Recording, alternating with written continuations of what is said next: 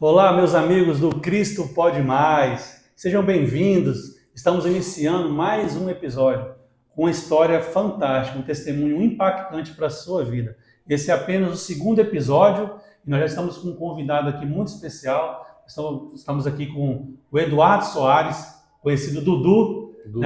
empresário aqui na cidade de Lençóis Paulista, servo do Senhor Jesus Cristo, uma pessoa que tem uma história impactante, vai compartilhar um pouquinho comigo e contigo. Então fique com a gente ligadinho, compartilhe esse vídeo com seus contatos, seus conhecidos e tenho certeza que você será muito bem abençoado. Seja bem-vindo, Dudu. Opa, obrigado. Como o Wolfer disse, eu sou Dudu. Eu sou natural de Campinas. Eu vim para cá, para Lençóis Paulista, em 1998. E como o objetivo desse podcast, o objetivo desse trabalho é poder demonstrar o poder de Deus na vida das pessoas. E Deus trabalha na vida das pessoas que permitem que Ele trabalhe, né? Não que Ele não tenha poder de trabalhar na vida de qualquer pessoa, Ele tem poder de fazer qualquer coisa. Mas Deus, Ele espera que nós abramos o nosso coração, né, para Ele poder fazer algo. Mas muitas vezes a gente não consegue, não porque a gente não quer. A dureza, né? O orgulho. É o orgulho. Então a gente acaba não conseguindo e acaba caminhando de forma que a gente acha que é o certo. E assim foi minha vida durante muito tempo. Eu, até antes aqui, no nosso bate-papo aqui, antes da gente começar aqui, eu tenho um pensamento assim que a gente começa a olhar para as pessoas e falar a droga, os problemas que acontecem na sociedade, eles alcançam mais a periferia, alcançam mais as pessoas que têm problemas, filhos de pais separados, ou então a criança sofreu abuso, ou então tem alguma coisa. Essa é a mentalidade praticamente geral da sociedade, né? Mas isso é algo que a droga atinge todas as classes da sociedade. Com certeza. Eu fui uma criança que eu tive tudo. Eu estudei nas melhores escolas, eu tive o melhor ensino, estudei nas melhores escolas, fui sócio dos melhores clubes em Campinas. E tive minha família, meu pai, minha mãe, a minha família, toda ali, você entendeu? E aconteceu que eu caí nessa situação de uso de drogas. E tudo começa, logicamente, com exemplos, né? A gente vê dentro da minha casa, meu pai sempre... Minha mãe trabalhava em escolas, né? Minha mãe sempre trabalhou em escola, secretaria de escola. E eu ficava com meu pai, o divertimento dele era ir em bar. Então, era um ambiente ali, né? Eu e meu irmão crescemos na mesa dos bares. Então, a gente já era, aquilo já fazia parte de alguma coisa. Não que o meu pai, falar meu pai que é o culpado.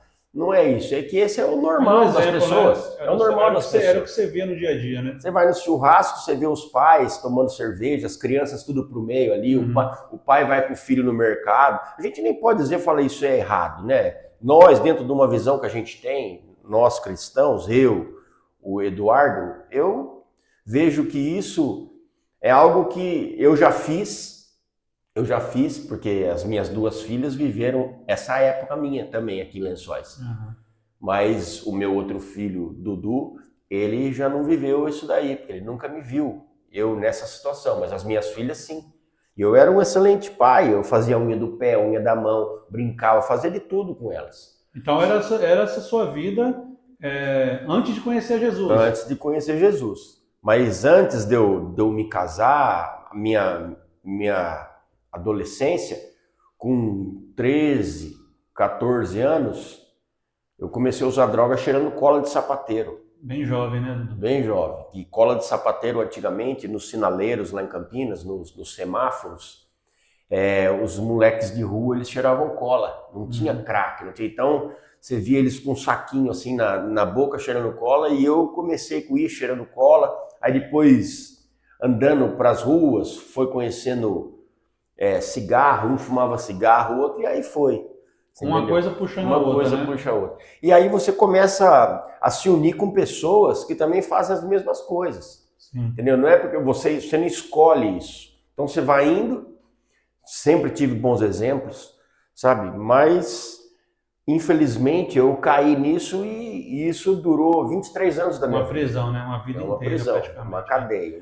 Dudu, me diz uma coisa, eu falo como leigo, tá? Como a gente conversava antes, eu nunca fui usuário de drogas, né? Fui sim um viciado no álcool, fui liberto também, graças a Deus, quando eu conheci Jesus Cristo. Mas o que você buscava quando usava drogas? Porque assim, muita gente, como a gente citou aí, acha que a criança, o adolescente, o jovem, ele entra nesse mundo das drogas, devido à necessidade financeira, o meio que ele vive ali, com comunidade carente, o bairro pobre. Mas pelo que você falou, você veio de uma família estruturada, né? Você tinha ali seu pai, tinha sua mãe, você estudava nas melhores escolas. Então, assim, o que você buscava quando você ia usar drogas? Qual que era o preenchimento? Qual que era a sensação? Você sentia como se fosse uma fuga ou era pelo prazer de estar usando? Você consegue explicar um pouco isso pra gente? Consigo explicar que a droga, apesar da gente ter que falar contra, ela é boa. Então, a partir do momento que você faz o uso da droga, a probabilidade de você entrar nisso de cabeça é gigantesca, porque ela traz um prazer, traz um momento ali diferente. Quem fala usar droga é ruim, usar droga não é ruim. O que a droga faz na nossa vida é ruim. O estrago que a droga faz é ruim. Uhum. Entendeu? Eu, cheirando cola de sapateiro, eu cheirava benzina, thinner, também no início. Aí depois comecei a fumar maconha, aí fumava maconha. Aí comecei a cheirar cocaína.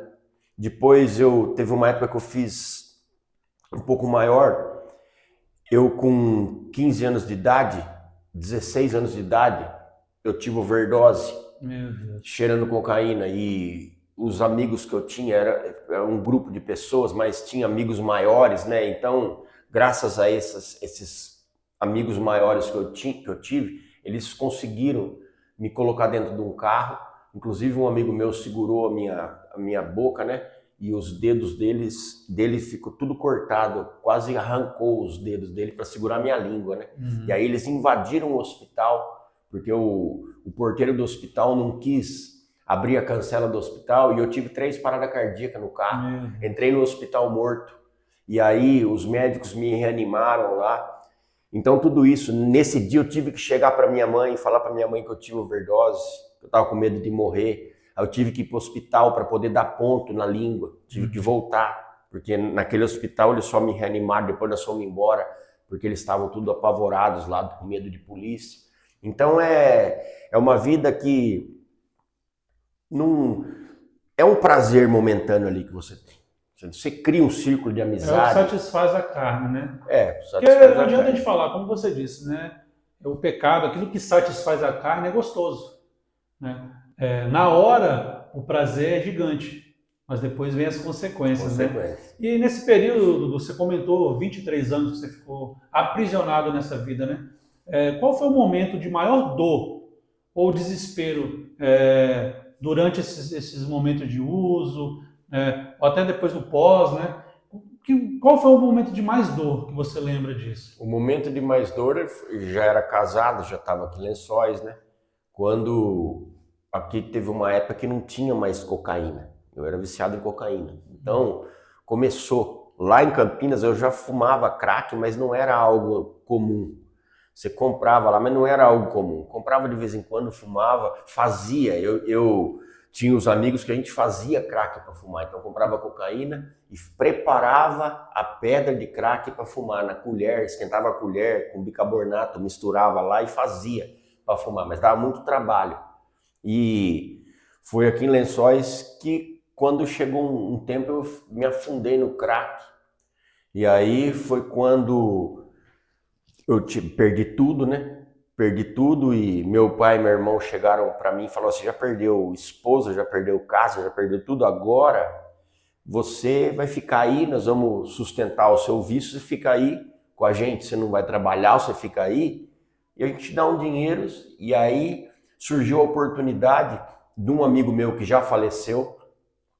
Esse amigo meu era uma das situações, como eu vivi a década de 80, a década de 80 foi quando surgiu a AIDS. Uhum. E a AIDS, ela é proveniente não só do relações homossexuais, mas o que difundiu a AIDS foi a droga, foi a picada. Foi uma época injetável. Então, eu ficava numa sala assim com 5, 6 6 amigos assim, e eles com injeção, com seringa pro pescoço, pro tornozelo, pro braço, puxa, joga sangue pro copo. Só que eu tenho uma coisa, você fala, o que você tem medo nessa vida? Eu tenho medo de tomar injeção. Então isso é um trauma de criança que eu tenho. Por isso eu não entrei nessa. Essa foi a única coisa que eu não fiz. Mas eu ficava junto ali. E você teve amigos que contraiu o HIV? Não, amigos, eu tive um amigo, mas ele não era amigo do meio de droga. É um conhecido meu que era amigo e eu até fui trabalhar com ele uma época. E esse cara aí, ele teve AIDS e morreu, mas eu conheço muitas pessoas em Campinas mesmo. A Unicamp foi um centro de... eles ficavam igual filme, assim, então ficava isolado, porque ninguém sabia. Ficava de quarentena, isolado. Na década de 80 foi quando começou a disseminar essa questão do vírus HIV. Não só no Brasil, mas no mundo inteiro, né? É muito interessante, né, essa colocação. Você fala muito de Campinas, eu morei 8 anos ali em Cosmópolis, ali do lado. Trabalhava na refinaria em Paulínia. Inclusive, mandar um abraço para o pessoal ali de Cosmópolis, de Paulínia. Tem muitos amigos ali, inclusive, já falamos aqui num outro momento. Em breve nós vamos ter um outro convidado aqui também, que ele é de Cosmópolis, mas faz muito evangelismo ali pelas ruas de Campinas, né? Então, morei muitos anos ali, 8 anos, frequentava muito ali por Campinas. Mas, Dudu, me diga uma coisa, tudo que você falou, você disse, perdeu família, né? Casa, né? Eu acredito que até o convívio social, né? Porque a gente fica mais isolado do que mais no meio da comunidade, porque existe sim o preconceito, né? O medo. Mas qual foi o momento assim que você consegue se lembrar que você pensou e assim como, não vou usar como filho pródigo, porque o filho pródigo estava na presença do pai e saiu, mas qual foi o momento de assim, eu preciso de ajuda? Na realidade, eu usava droga e eu ia lá na igreja, todo dia eu tinha formação católica, todos os dias eu ia na igreja. Isso é um hábito que eu tinha assim, desde que eu trabalhava em Campinas, eu ia a pé trabalhar. E lá tem uma igreja chamada Templo Votivo, e essa igreja, ela é uma igreja que não tem imagem, nada assim, e é uma paz lá dentro dessa igreja, e fazia parte do meu caminho. Todo dia eu passava ali, e aqui em Lençóis eu mantinha essa prática. Eu ia na igreja matriz lá todos os dias, eu podia chegar de madrugada, eu ia lá, ia trabalhar, ia lá e pedia perdão por tudo aquilo que eu tinha feito. Mas esse momento chegou, eu contei essa história do pessoal que ficava tomando picada, porque tem esse amigo meu que ele era um cara que ele usava muita droga. E esse cara ficou internado no Esquadrão da Vida. Durante uns 5 anos ele ficou ali. E depois ele saiu, ele foi morar em Bauru. E aí a gente tinha contato com ele. Ele era mais amigo do meu irmão. E através desse cara, o pessoal do Esquadrão da Vida, os pastores, foram padrinhos de casamento dele. E através desse cara, abriu essa porta para mim. Então chegou um momento em que eles me ofereceram, ele falou, tem esse lugar aqui, você quer ir? Eu até me lembro no dia que eu fui, né, a Carol, minha esposa, e minhas filhas no portão, e aí meu irmão tinha uma caminhonete, colocou um colchão na caminhonete e me levou lá para o Esquadrão da Vida. Isso foi dia 19 de setembro de 2006. Esquadrão da Vida ali em Bauru? Em Bauru. Eu até costumo dizer que essa é a data do meu aniversário. Eles falam, eu nasci dia 17 de abril de 1972, mas eu falo que eu também tenho uma data, 19 de setembro de 2006. Essa é a minha data de nascimento. Foi o dia que eu pisei no Esquadrão da Vida. Que todos os dias, nos momentos de oração, né, eu agradeço e eu falo, eu verbalizo toda a história da passagem do Esquadrão da Vida, o início, porque o início assim foi algo sobrenatural o que aconteceu comigo. Parecia que estava tudo acabado, parecia que estava tudo destruído. Inclusive o meu sentimento, quando eu fui para aquele lugar, era sentimento de total derrota, de fracasso. A vida acabou, mas é interessante, porque quando a gente chega no Esquadrão da Vida lá, você tem 15 dias, que é a fase de adaptação. Porque chega muito alcoólatra, morador de rua. Então eu convivi com todos os tipos de pessoas. Eu dei comida na boca de alcoólatra que fica em abstinência e chega lá, os 15 primeiros dias, no terceiro dia o cara tá com tremedeiro, o cara tá caçando chave para falar que tava no bar. É terrível. E eu cheguei lá eu me recordo que eu vi um menino fazendo um grafite numa parede, na parede da lavanderia. E aí eu comecei a conversar com ele. E aí eu olhei do lado, eu vi um rastelo, eu falei, eu peguei aquele rastelo. Eu não precisava fazer isso. Eu podia ficar 15 dias de adaptação lá. Peguei o rastelo e comecei a rastelar. E aí Deus... Aí ocupando a mente também, né? Deus começou a falar comigo, falou, você está aqui para eu tratar de você. Então eu eu mergulhei de cabeça naquilo. Eu falei, essa é a minha oportunidade. Isso Glória é interessante porque eu tinha um caderninho, e nesse caderninho eu fazia um quadradinho e punha um 5, né? Então eu contava assim. Eu tenho cada pessoa que entrava ali que eu conhecia, eu fiquei 9 meses, 8 meses e meio, 9 meses lá. Eu escrevi ali o quadradinho e no número 600 e pouco eu parei. Isso era em maio, em maio, né? Eu entrei em setembro, vamos pôr em fevereiro, eu parei de anotar. Uhum. E deu 600 e pouco. 600 e pouco. Então eu conheci mais de 1.000 pessoas. Mais de 1.000 pessoas que entraram na casa de recuperação e foram embora. Fica 2, 3 dias, vai embora, fica 2 meses. Não aguenta ficar. Inclusive foi rapazes aqui de Lençóis que eu conheci lá no esquadrão, mas que eram de Lençóis, conheço eles até hoje. Todos eles vai e volta. Uma hora tá na droga, outra hora tá bom, aí você vê, tá trabalhando, outra hora tá destruído, mora na rua. Você entendeu por quê? Ficaram 2 meses, ficou 2 meses e foi embora. Porque a hora que você restabelece uma saúde, porque lá você tem regra, então você não come doce, você come na hora certa, você dorme na hora certa, você tem momento de leitura. Então, aparentemente, você fala, nossa, tô firme, vou embora. Só que eu fiquei até o fim. Isso é importante, né? Todo o processo, né, de libertação, todo tratamento, eu falo isso sempre, né? É igual quando você vai no médico, o médico te receita um remédio para que seja tratado qualquer enfermidade que você esteja. E o ser humano tem isso meio arraigado na mente que, eu tomei o remédio 2, 3 dias, estou melhor. E para. Sendo que o médico prescreveu 7 dias. Exatamente. Então eu sempre falo em casa, às vezes vê um remédio, um antibiótico, alguma coisa, o tratamento é quantos dias? 7 dias. Então tome os 7 dias. Né? Porque você precisa fazer todo o tratamento para que ele seja eficaz. Senão depois acaba voltando, a enfermidade volta pior, né? E o tratamento, ele não é garantia. Sim. Eu falo para você, o tratamento não é garantia. Então você fala, pô, mas então o cara fica 8 meses lá. Cara, isso tudo é o trabalho de Deus. Se você aceitar Jesus como o Senhor e Salvador da tua vida, você vai ser liberto daquilo que te aprisionava. Você vai ser liberto da prisão, mas você vai conviver com aquele problema. Por quê? Você não pode sentar numa mesa de bar, você tem que evitar. Quando eu saí de lá, eu não tinha dinheiro, não tinha cartão de crédito, nada. Isso acontece até hoje. Eu tenho meu cartão, mas eu não uso. Tudo que eu falo com a minha amiga. 19 anos já faz. 19 anos já faz. E, minha mulher que pega o cartão, que paga as coisas, eu tenho. Mas é tudo mais ou menos direcionado com ela. É como a palavra de Jesus diz, né? Fugir da aparência do mal, né?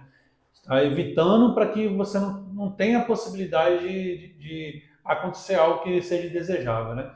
E falando sobre isso, o seu processo de libertação, pelo que eu entendi, ele não foi imediato, ele foi gradual, certo? Não, foi... Eu costumo dizer que eu até faço um confronto, às vezes em conversa com pessoas, eu falo, qual foi o dia que você encontrou Jesus? Eu faço essa pergunta para as pessoas. A pessoa não sabe responder. Porque se a gente vai ler a palavra de Deus, Jesus teve encontro com pessoas. Sim. Pessoas que foram curadas, ela teve encontro com Jesus, naquele momento. Você pode não lembrar, mas é difícil de não lembrar. Sim. Eu não sei o dia, eu falar para você, eu sei o dia que eu entrei lá no Esquadrão da Vida, mas tem um episódio muito interessante que eu costumo dizer, e eu nessa minha caminhada, eu já fui pregar em muitas igrejas, cara. Eu fui preleitor de acampamento de jovem para 80, 90, 100 jovens, eu já fui várias vezes, né, durante um período. Eu fui fazer faculdade de teologia na faculdade metodista, que era no prédio da Igreja Presbiteriana Independente, lá em Bauru, da primeira IPI. Depois mudou, mas eu fiz 4 anos de faculdade lá. Sou formado em teologia pela Faculdade Metodista do Estado de São Paulo. Isso tudo depois que eu saí do esquadrão. Mas o meu maior ensinamento que eu tive foi no Esquadrão da Vida. E eu falo pra Carol, eu falo, ó, deveria todas as pessoas, igual ao exército, antigamente a pessoa era obrigada a fazer exército, né? É quartel, né? A pessoa tinha que passar lá, cara. Todo pai de família tinha que passar 9 meses no Esquadrão da Vida. Falar, mas ele não é usuário de droga. Cara, não é apenas a droga. Mas não é pela questão da dependência, pela experiência. Pela experiência. E eu lembro desse dia 19 de setembro de 2006, eu pisei ali. Passou um período, teve um evento lá no refeitório, e eu olhava para aqueles caras lá, porque tinha um amigo meu, cara, os caras já voltou a usar droga, o outro foi preso, nego de Belo Horizonte, tem muita gente de Belo Horizonte ali. Você via os caras pregar, você falava, meu Deus do céu, cara, o cara conhecia a Bíblia de cor, o cara ficava lá e o cara pregava, eu olhava assim, eu não conhecia a Bíblia, falava, nossa, eu queria pregar igual esse cara aí. Deus, me ajuda a conhecer a tua palavra para poder falar assim. E nesse dia foi interessante que teve um evento lá no Esquadrão da Vida que as igrejas que mantêm o esquadrão, que ajudam o esquadrão, tem sempre uns eventos lá, almoço, barraquinhas. E teve um evento lá que tinha muita gente. Então aquele refeitório tinha umas 100 pessoas ali, uma volta assim inteira, uma roda, um círculo. E aí tinha uma dinâmica lá que tinha uma bola dessas de parque, essas bolonas grandes, com várias tarjetas coladas na bola. Então tinha tarjeta escrito amizade, amor, lealdade, fidelidade. Beleza. E essa bola circulava, aí a música parava, a música tocava, a bola ia circulando, de mão em mão. A hora que a bola parava, a música estava na mão da pessoa, a pessoa arrancava uma tarjeta. Amor. Aí a pessoa falava, o amor é isso, meu nome é fulano de tal, eu sou da igreja tal, eu gosto de vir aqui no esquadrão, se apresentava lá. Isso rodou. Quase no final daquela bola, a bola para na minha mão.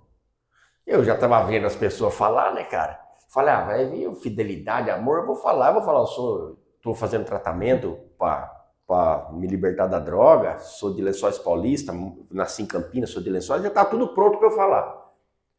Quando eu arranco aquela tarjeta, estava escrito assim, João 3,16. Meu Deus, forte. Aí serve, daquele momento, não nessa hora, assim, mas naquele momento eu virei e eu falo para você, Deus trabalha na honestidade. Quando porque o dependente químico, ele cria um mecanismo de manipulação, o cara é expert em manipular, cara, o cara é mentiroso, o cara conversa, o cara enrola qualquer um, o nego precisando usar droga, o cara faz o que for.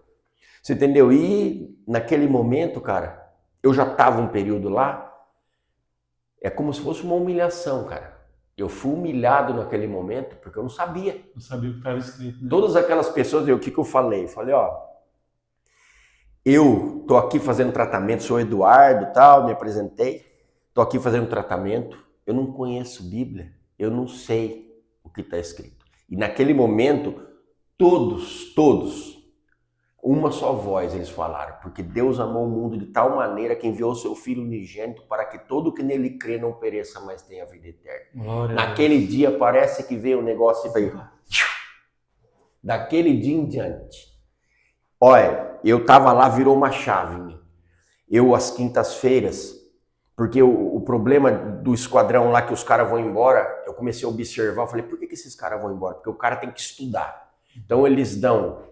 Você passa os 15 dias, aí você entra na segunda fase.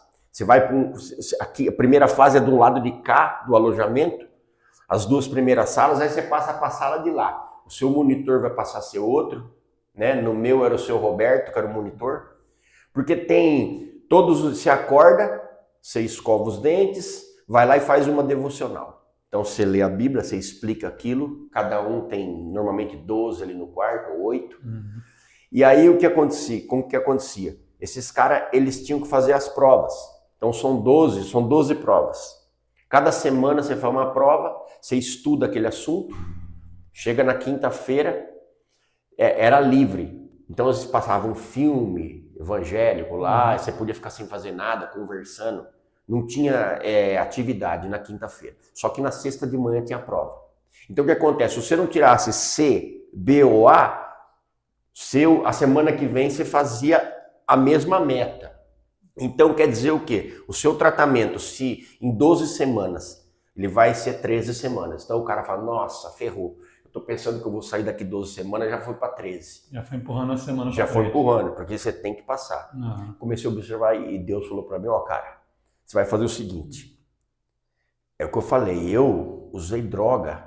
Cara, eu tenho minha cabeça, eu não tenho, não perdi memória, eu tenho a cabeça boa, demais. Esse é um milagre. Você fala, que milagre que existe? Milagre é esse aí. Eu era para ter a cabeça melada, era para eu ser um débil mental, cara, de tanta droga que eu usei, de tanta droga, mas muita droga. Então, eu cheguei lá e aí eu comecei a observar isso, eu falei, peraí.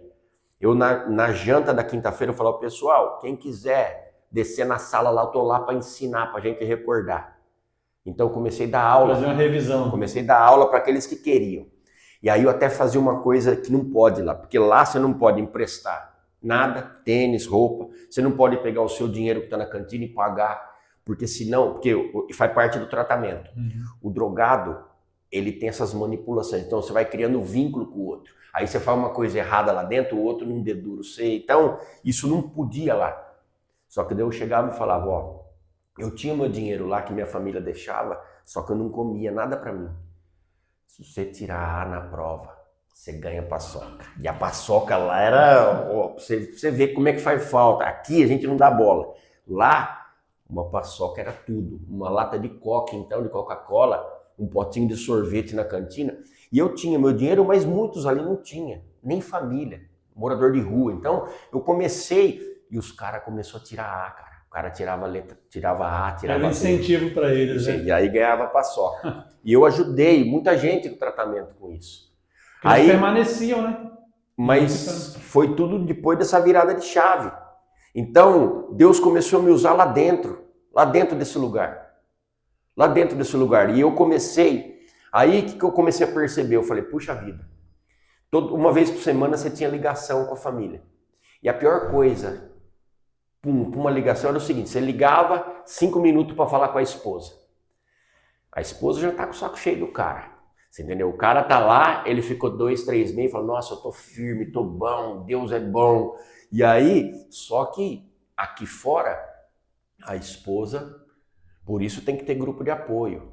Porque a hora que o cara sai, se ele não tiver uma estrutura, se a esposa não tiver um acompanhamento, cara, é muito difícil, porque vai ter os conflitos. Ele vai sofrer retaliação, qualquer coisa que ele fizer, porque a vida nossa é uma construção, cara. Você foi pro esquadrão, você se libertou da droga, mas a sua personalidade, ela alterou alguma coisa, mas isso é uma construção para a vida. É um processo, né? Um processo. Então, o que acontece? Qualquer coisa que você faz, fala, ó, tá vendo, ó, não melhorou nada. Então, não adiantou nada você ficar lá esse tempo. Esses conflitos. Então, eu comecei a observar isso, eu falei, vem cá. Chamei os monitores, falei, arruma um pirógrafo para mim. E aí, cara, uma vez por mês tinha a visita das famílias. Acho que era o primeiro final de semana, primeiro domingo, as famílias lá. Já chegava nos 15 dias lá, vamos lá. Começava a fazer artesanato, plaquinha com o nome dos filhos, nego pintava, caía para dentro dos matos lá, pegava cipó, fazia troféu para dar para as mulheres. Eu fazia troféu com cipó. Legal. E aí os caras ficavam felizes, você via as mulheres chegar, os caras davam presente, o cara contente da vida. Isso ajudou o tratamento das pessoas, mas isso na realidade me ajudou. Entendeu? Porque Deus, ele foi trabalhando de tal maneira na minha vida lá dentro, eu passei a ser jardineiro, cara. Nunca cortei grama. Trabalhei na horta, aí eu era jardineiro. E aí eu começava a agradecer a Deus a tudo, cara.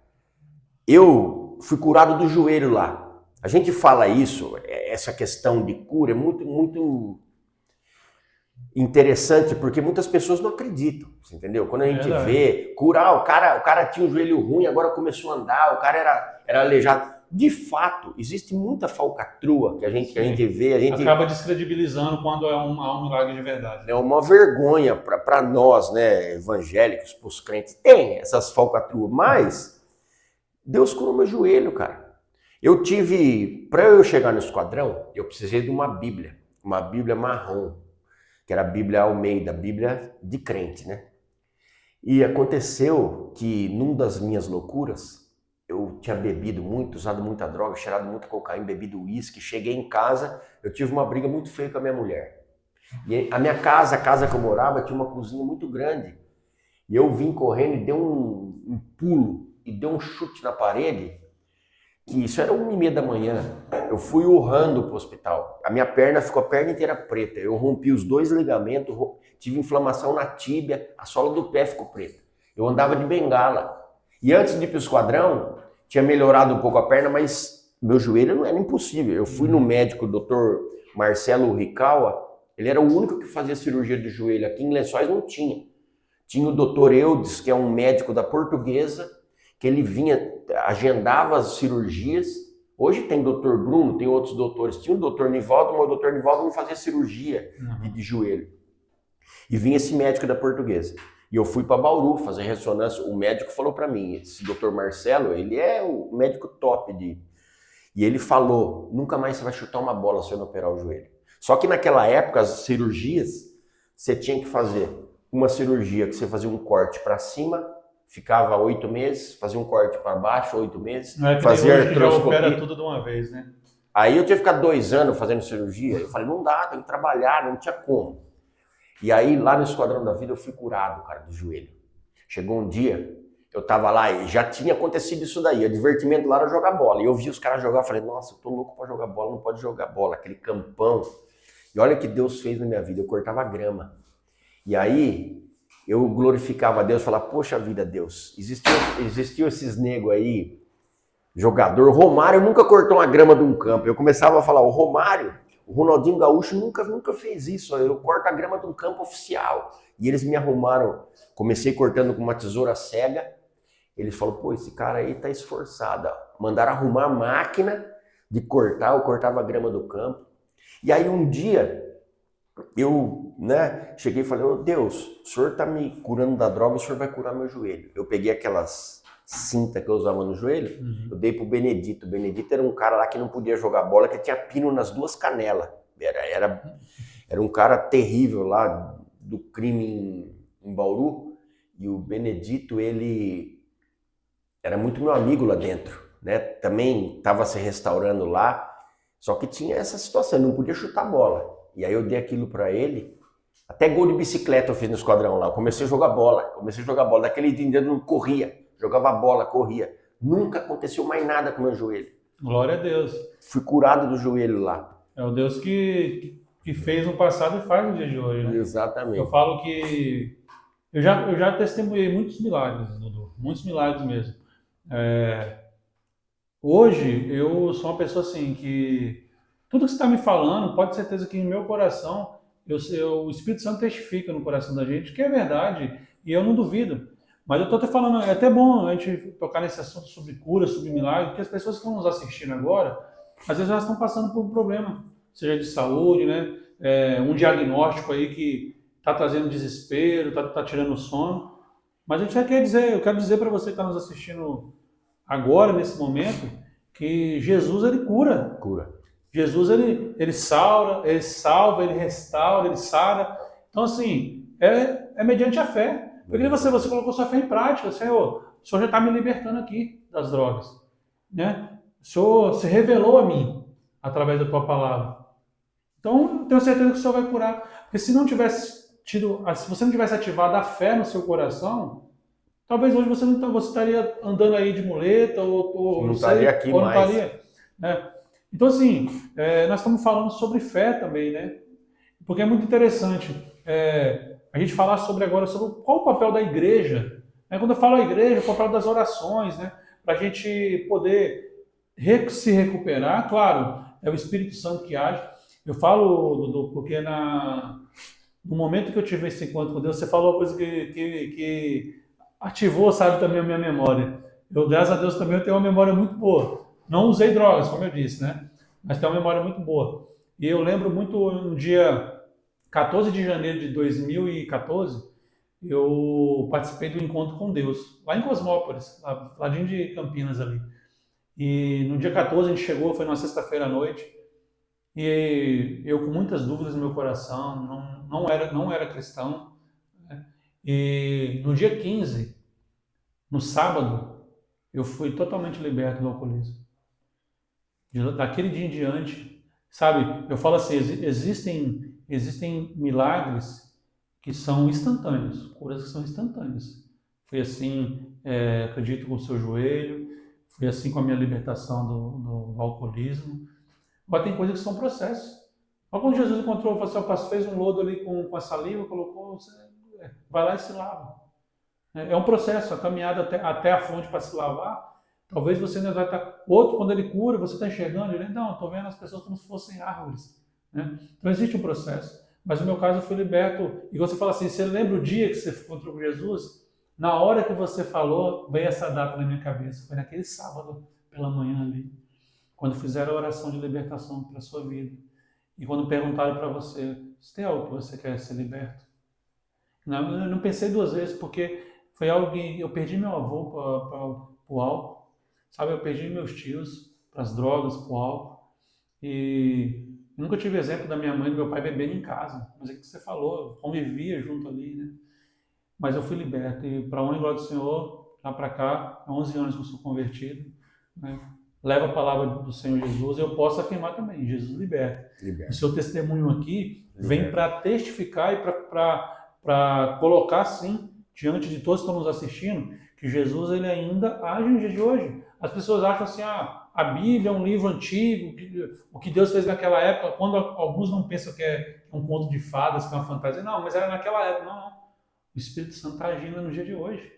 Eu tenho certeza, Dudu, que pelo seu testemunho, pelo que nós estamos falando aqui, tem pessoas nesse momento em casa sendo libertas, sendo curadas em nome de Jesus. Porque há poder quando a gente testemunha. O testemunho ele fortalece a igreja. Às vezes tem pessoas em casa que estão lá pensando, poxa, eu acho que não tem mais jeito para a minha vida. Eu falo uma coisa importante, nós temos que fazer parte da igreja, né? É uma ordenança de Jesus, mas nós temos que ter uma coisa bem firme na nossa mente. Quem liberta é Jesus, não é a igreja. Exato. Não pode depositar nossa confiança no homem, né? Não, a igreja, ela é o lugar da adoração.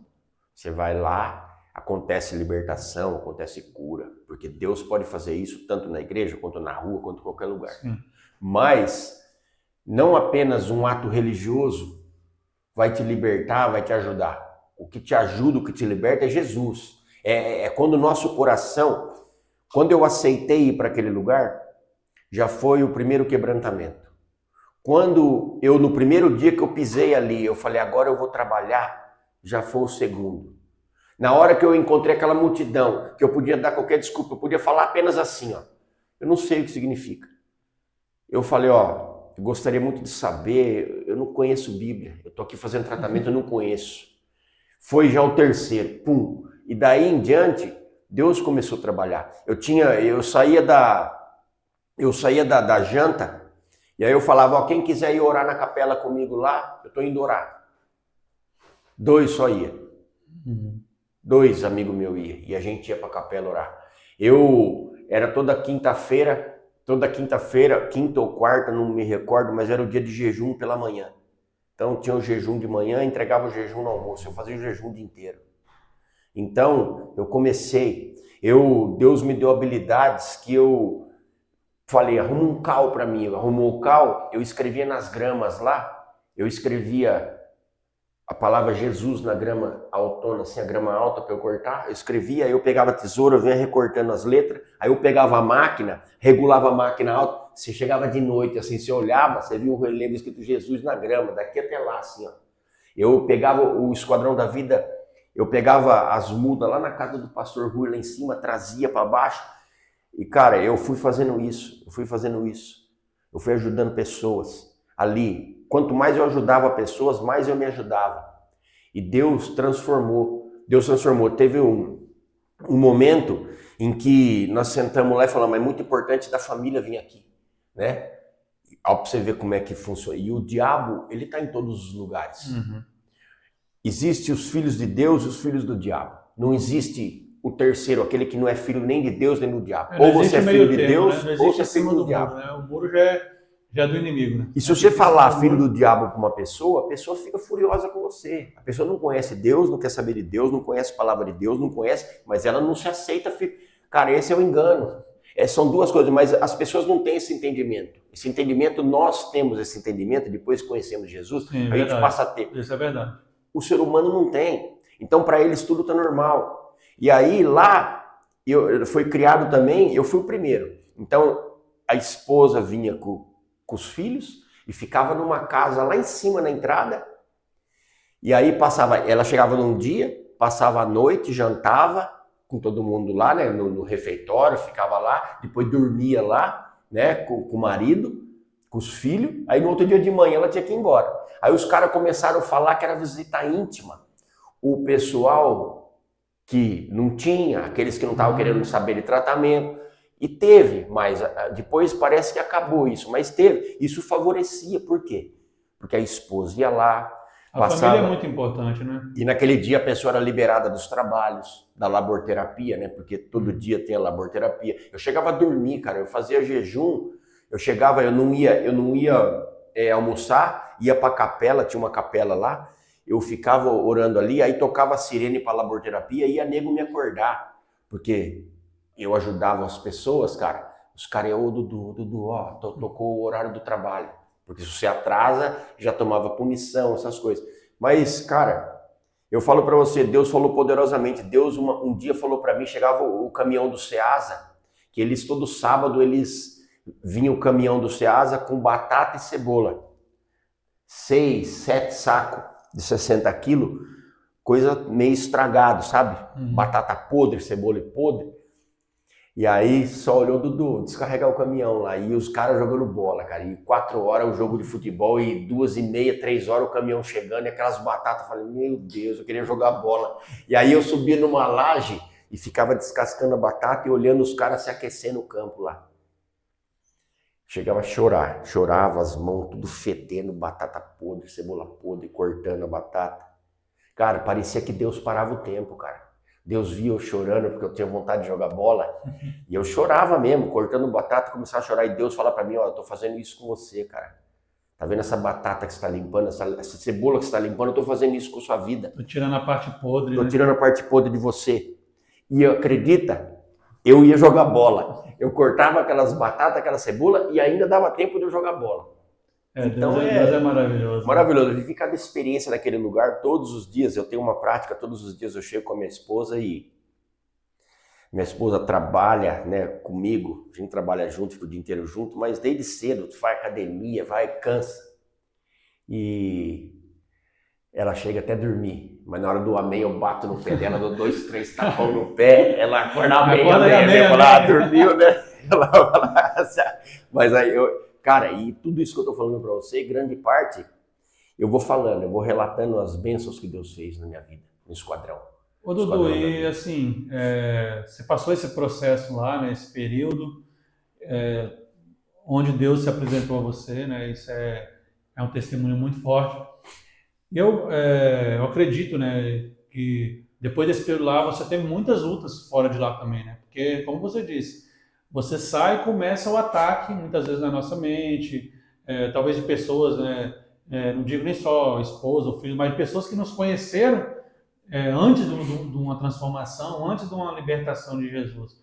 Mas depois desse período que você passou lá, você teve alguma recaída, né? Ou você ficou firme ali, né? Então assim, a gente vê que claramente foi uma libertação, como que eu posso dizer, genuína, né? Não dizendo que talvez a pessoa que ela passa pelo processo, mas muitas vezes aquilo não suporta o processo. Aí cai. Porque se você não fica firme, se você não busca Deus, né? Se você não se sujeita ali ao processo de permanecer ali, fazer todo o tratamento, nós estávamos falando sobre a medicação que o médico prescreveu. Fala, vou fazer 3 dias, estou melhor. Já se sente, não, estou forte.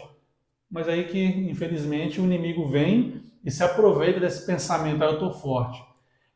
Quanto mais a gente se coloca na posição de frágil, de fraco, se coloca diante de Deus, que Deus é a nossa força, a nossa fortaleza, o risco de nós cairmos é muito grande. Deus me fortaleceu lá. O profeta Elias pediu para morrer. Sim. O profeta Elias teve depressão, se enfiou no meio de uma caverna, pediu para morrer.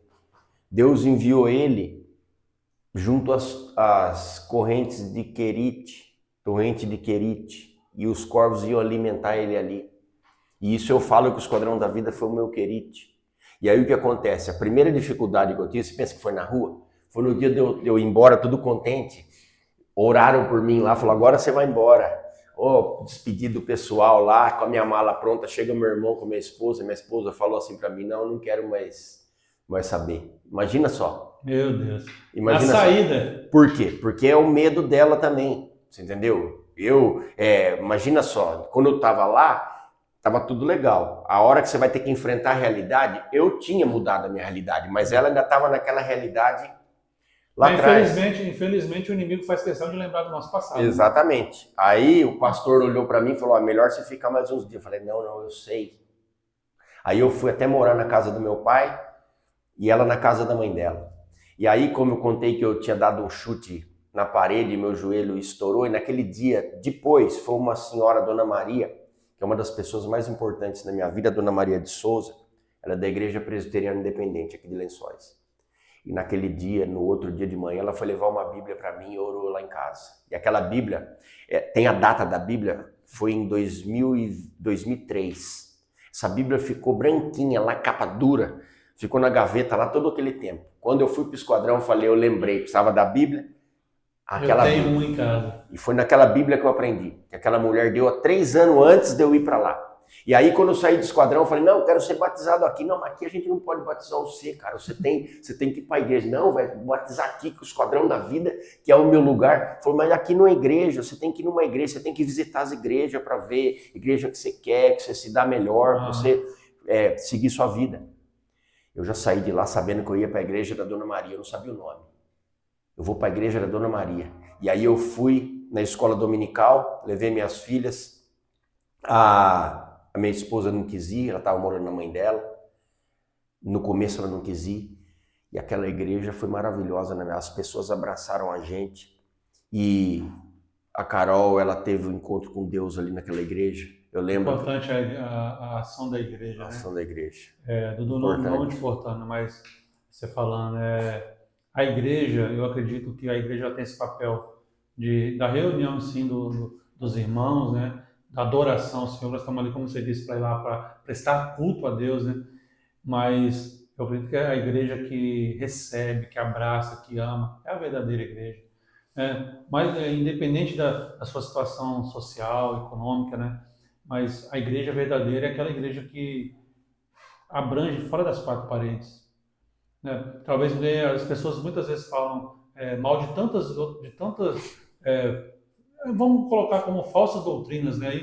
Mas eles são tão prestativos para as comunidades que acaba cativando. Então, assim, eu acredito que a igreja ela tem esse papel. A gente como igreja, a gente tem que fazer essa parte. Claro, tá ali receber bem num culto e tudo mais, mas muitas vezes a pessoa chega ali, ela chega ferida e ela entra ali, ela escuta a palavra, ela é tocada pela palavra, mas ela pensa, eu vou sair daqui e vou voltar para a minha realidade. E muitas vezes ninguém chega ali para dar um abraço, né? Para dizer, você não me conhece, né? Eu também não te conheço ainda, mas Jesus te conhece. Tem um homem, esse homem, o nome dele é Osmar do Amaral, o seu Osmar. O seu Osmar foi o primeiro, o dia que eu cheguei com as minhas filhas lá, foi o primeirão, cabelo com a brilhantina, bem com o cabelinho para trás, foi o primeirão que me viu lá. E aí eu comecei no culto com a Carol e a gente chamava ele de homem do filme, porque ele olhava pra gente, ele é altão, tá, com o cabelo bem, você conhece o Osmar, né? Olhava para nós e falava, o homem do filme. Então ficou o homem do filme. Até a Nicole, minha filha mais nova, gostava muito dele, chamava ele de Seusmar. Seusmar era o nome dele, Seusmar. E aquelas pessoas abraçaram a gente, cara. Aquelas pessoas, eu lembro que no dia 1º de maio tem sempre um encontro das IPI lá no chama Cristo é Vida, lá em Arandu. Tem uma chácara lá que eles encontram, que é da IPI. E aí eu dei uma Bíblia igual a minha, só que azul pra Carol. E ela foi aprendendo. E eu vivi 8 anos amaziado. Minha vida já era diferente. Então, olha como é que Deus faz. Toda essa situação de separação ali, aparentemente, falando, nossa, agora que ele fez o tratamento, era para ter união, agora separou, acabou o casamento, ela foi morar na mãe, ele foi morar no pai, mas isso tudo era uma construção que Deus estava fazendo do jeito certo na nossa vida, porque hoje existem muitas pessoas, inclusive que estão nas igrejas, que são amasiadas, pessoas que não são casadas no papel. Acaba existindo a legalidade para o inimigo Exatamente. Eu atuar na vivi em relação. adultério 8 anos, vivendo dessa forma. Porque para mim, botar uma aliança no dedo e falar que eu sou casado, eu era desse jeito. Para mim, eu seguia. A Bíblia, ela conta a história da gente, porque fala que antes andávamos conforme o curso desse mundo, seguindo o príncipe da potestade do ar, os filhos da desobediência, filhos da ira. E é isso que acontece. E aí, Deus levou a gente por esse caminho durante 1 ano. 1 ano. Eu saí, menos de 1 ano. Você pega, eu saí do esquadrão em 2007, em maio de 2007, final de abril, maio, e aí a Carol, já fui com ela nesse 1º de maio, ela começou a ficar firme na igreja, nós começamos a cantar no coral, começamos tudo ali. E sabe onde Deus levou a gente? Levou para o altar, dia 21 de dezembro de 2007. Glória a Deus. Levou para o altar. Não tinha dinheiro para casar. Nossa família falou, nossa, você vai casar, cara, você não tem dinheiro para casar. Como é que você vai casar? Não tinha casa, porque a hora que eu desfiz tudo da minha casa, não tinha mais fogão, não tinha mais nada. Aí já pensaram, falaram, nossa, mas como é que você vai casar? E tudo isso.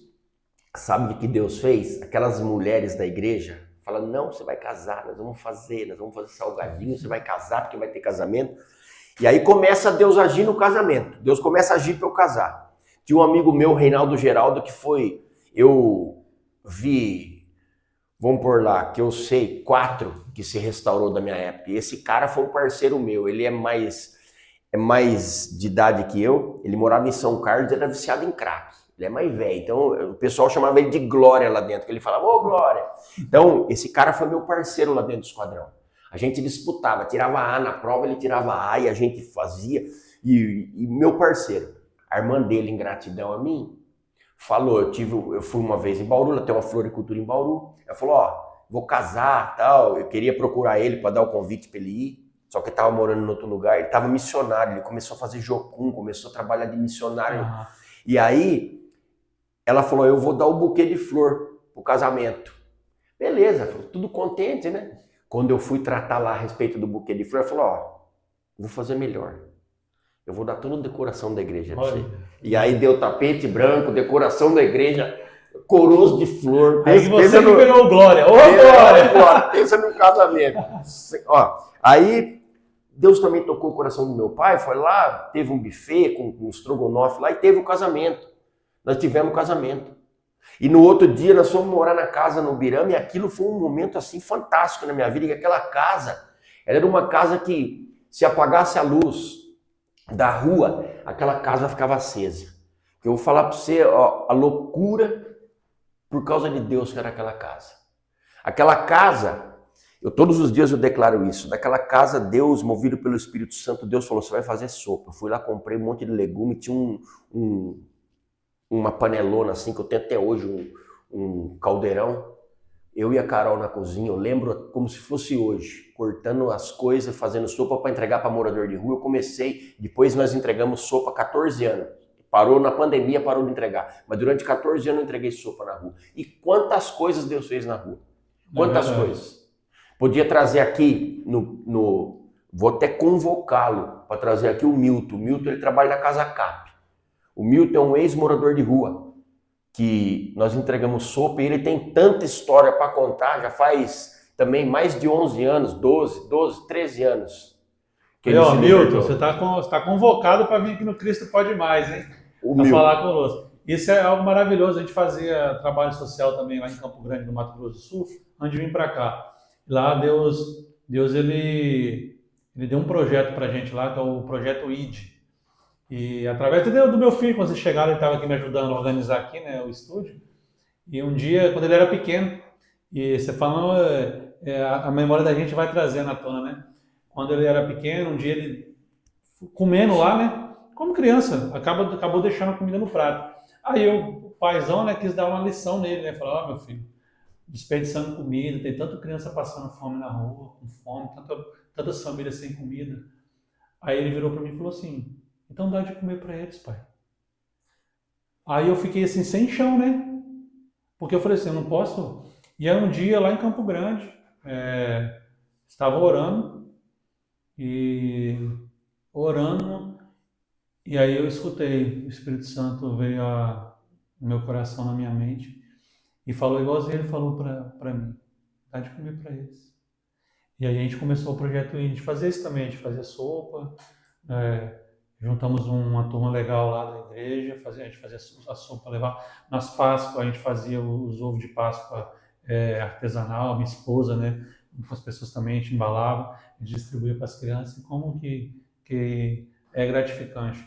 Assim, não é, claro, a gente fala isso aqui, né, como testemunho, como está falando, mas a gente não fica se promovendo em cima da miséria Mas dos é o outros, mover né? de Deus. Eu fiz a Exatamente. primeira e a igreja abraçou. Daí essa sopa foi para casa da Dona Maria. Ela começou a fazer lá, que ela tinha um fogão industrial. Aí começou agregando pessoas. Depois já foi para a igreja. Já começa a surgir os equipamentos, né? Lá vai ganhando fogão, ganhando geladeira, e É, aí vai. É o que você falou, precisa ter um que comece. E pode ter certeza que é igual o braseiro, né? A chama que está queimando no coração de um começa a pegar no outro e vai. Eu falo assim, ser cristão, né? Não digo nem ser crente, ser cristão é contagioso, contagioso. né? Quando você faz o bem, pode ter certeza que aquilo vai contagiar outras pessoas. E é claro, dentro do mover do Espírito Santo, do propósito de Deus, cara, não tem limites, né? A gente Não começa a tem limite. fazer e Deus ele vai prosperando, Deus ele vai dando recurso. Quando a gente pensa que não tem como fazer, Deus vai e surge lá pessoas que tinham um restaurante. Eu falo isso, né? Tem um amigo nosso, o Juscelino, um abraço, Juscelino, que com certeza está nos assistindo. Ele com a esposa, né, com a Lu. Eles tinha um amigo que trabalhava, que era mestre de cozinha, chefe de cozinha num restaurante. Eles faziam uns pratos bonitos lá, então sobrava os retalhos do filé mignon, né? Porque para fazer aquela bolinha bonitinha, eles tiravam os retalhos. Cara, nós fazíamos sopa com filé mignon. Eu falava, a gente brincava, né?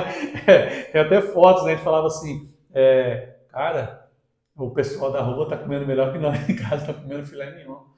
Mas era gratificante se parar e aí você escuta. Cara, você falou, né? Quantos testemunhos você escuta na rua? Teve uma vez que a gente foi lá num bairro lá com muitos usuários de droga, muita prostituição. E a gente começou a levar, porque tinha gente que vinha, às vezes, por causa da abstinência da droga e tudo mais, sentiu muita sede. Então chegava lá, tinha gente que não queria nem a marmita. Tem suco, água, e nós levamos um suco, eu lembro bem, um suco de uva, e uma mulher que veio e começou, e pediu, pegou uma marmita, falou, você me dá um pouquinho de suco, pegou, tomou um suco. Ela começou a chorar. Começou a chorar, nós assim, né? Ficamos assustados. Aí ela falou assim, moça, pode me dar mais um pouquinho de suco? Aí fomos colocar mais um pouco de suco para ela.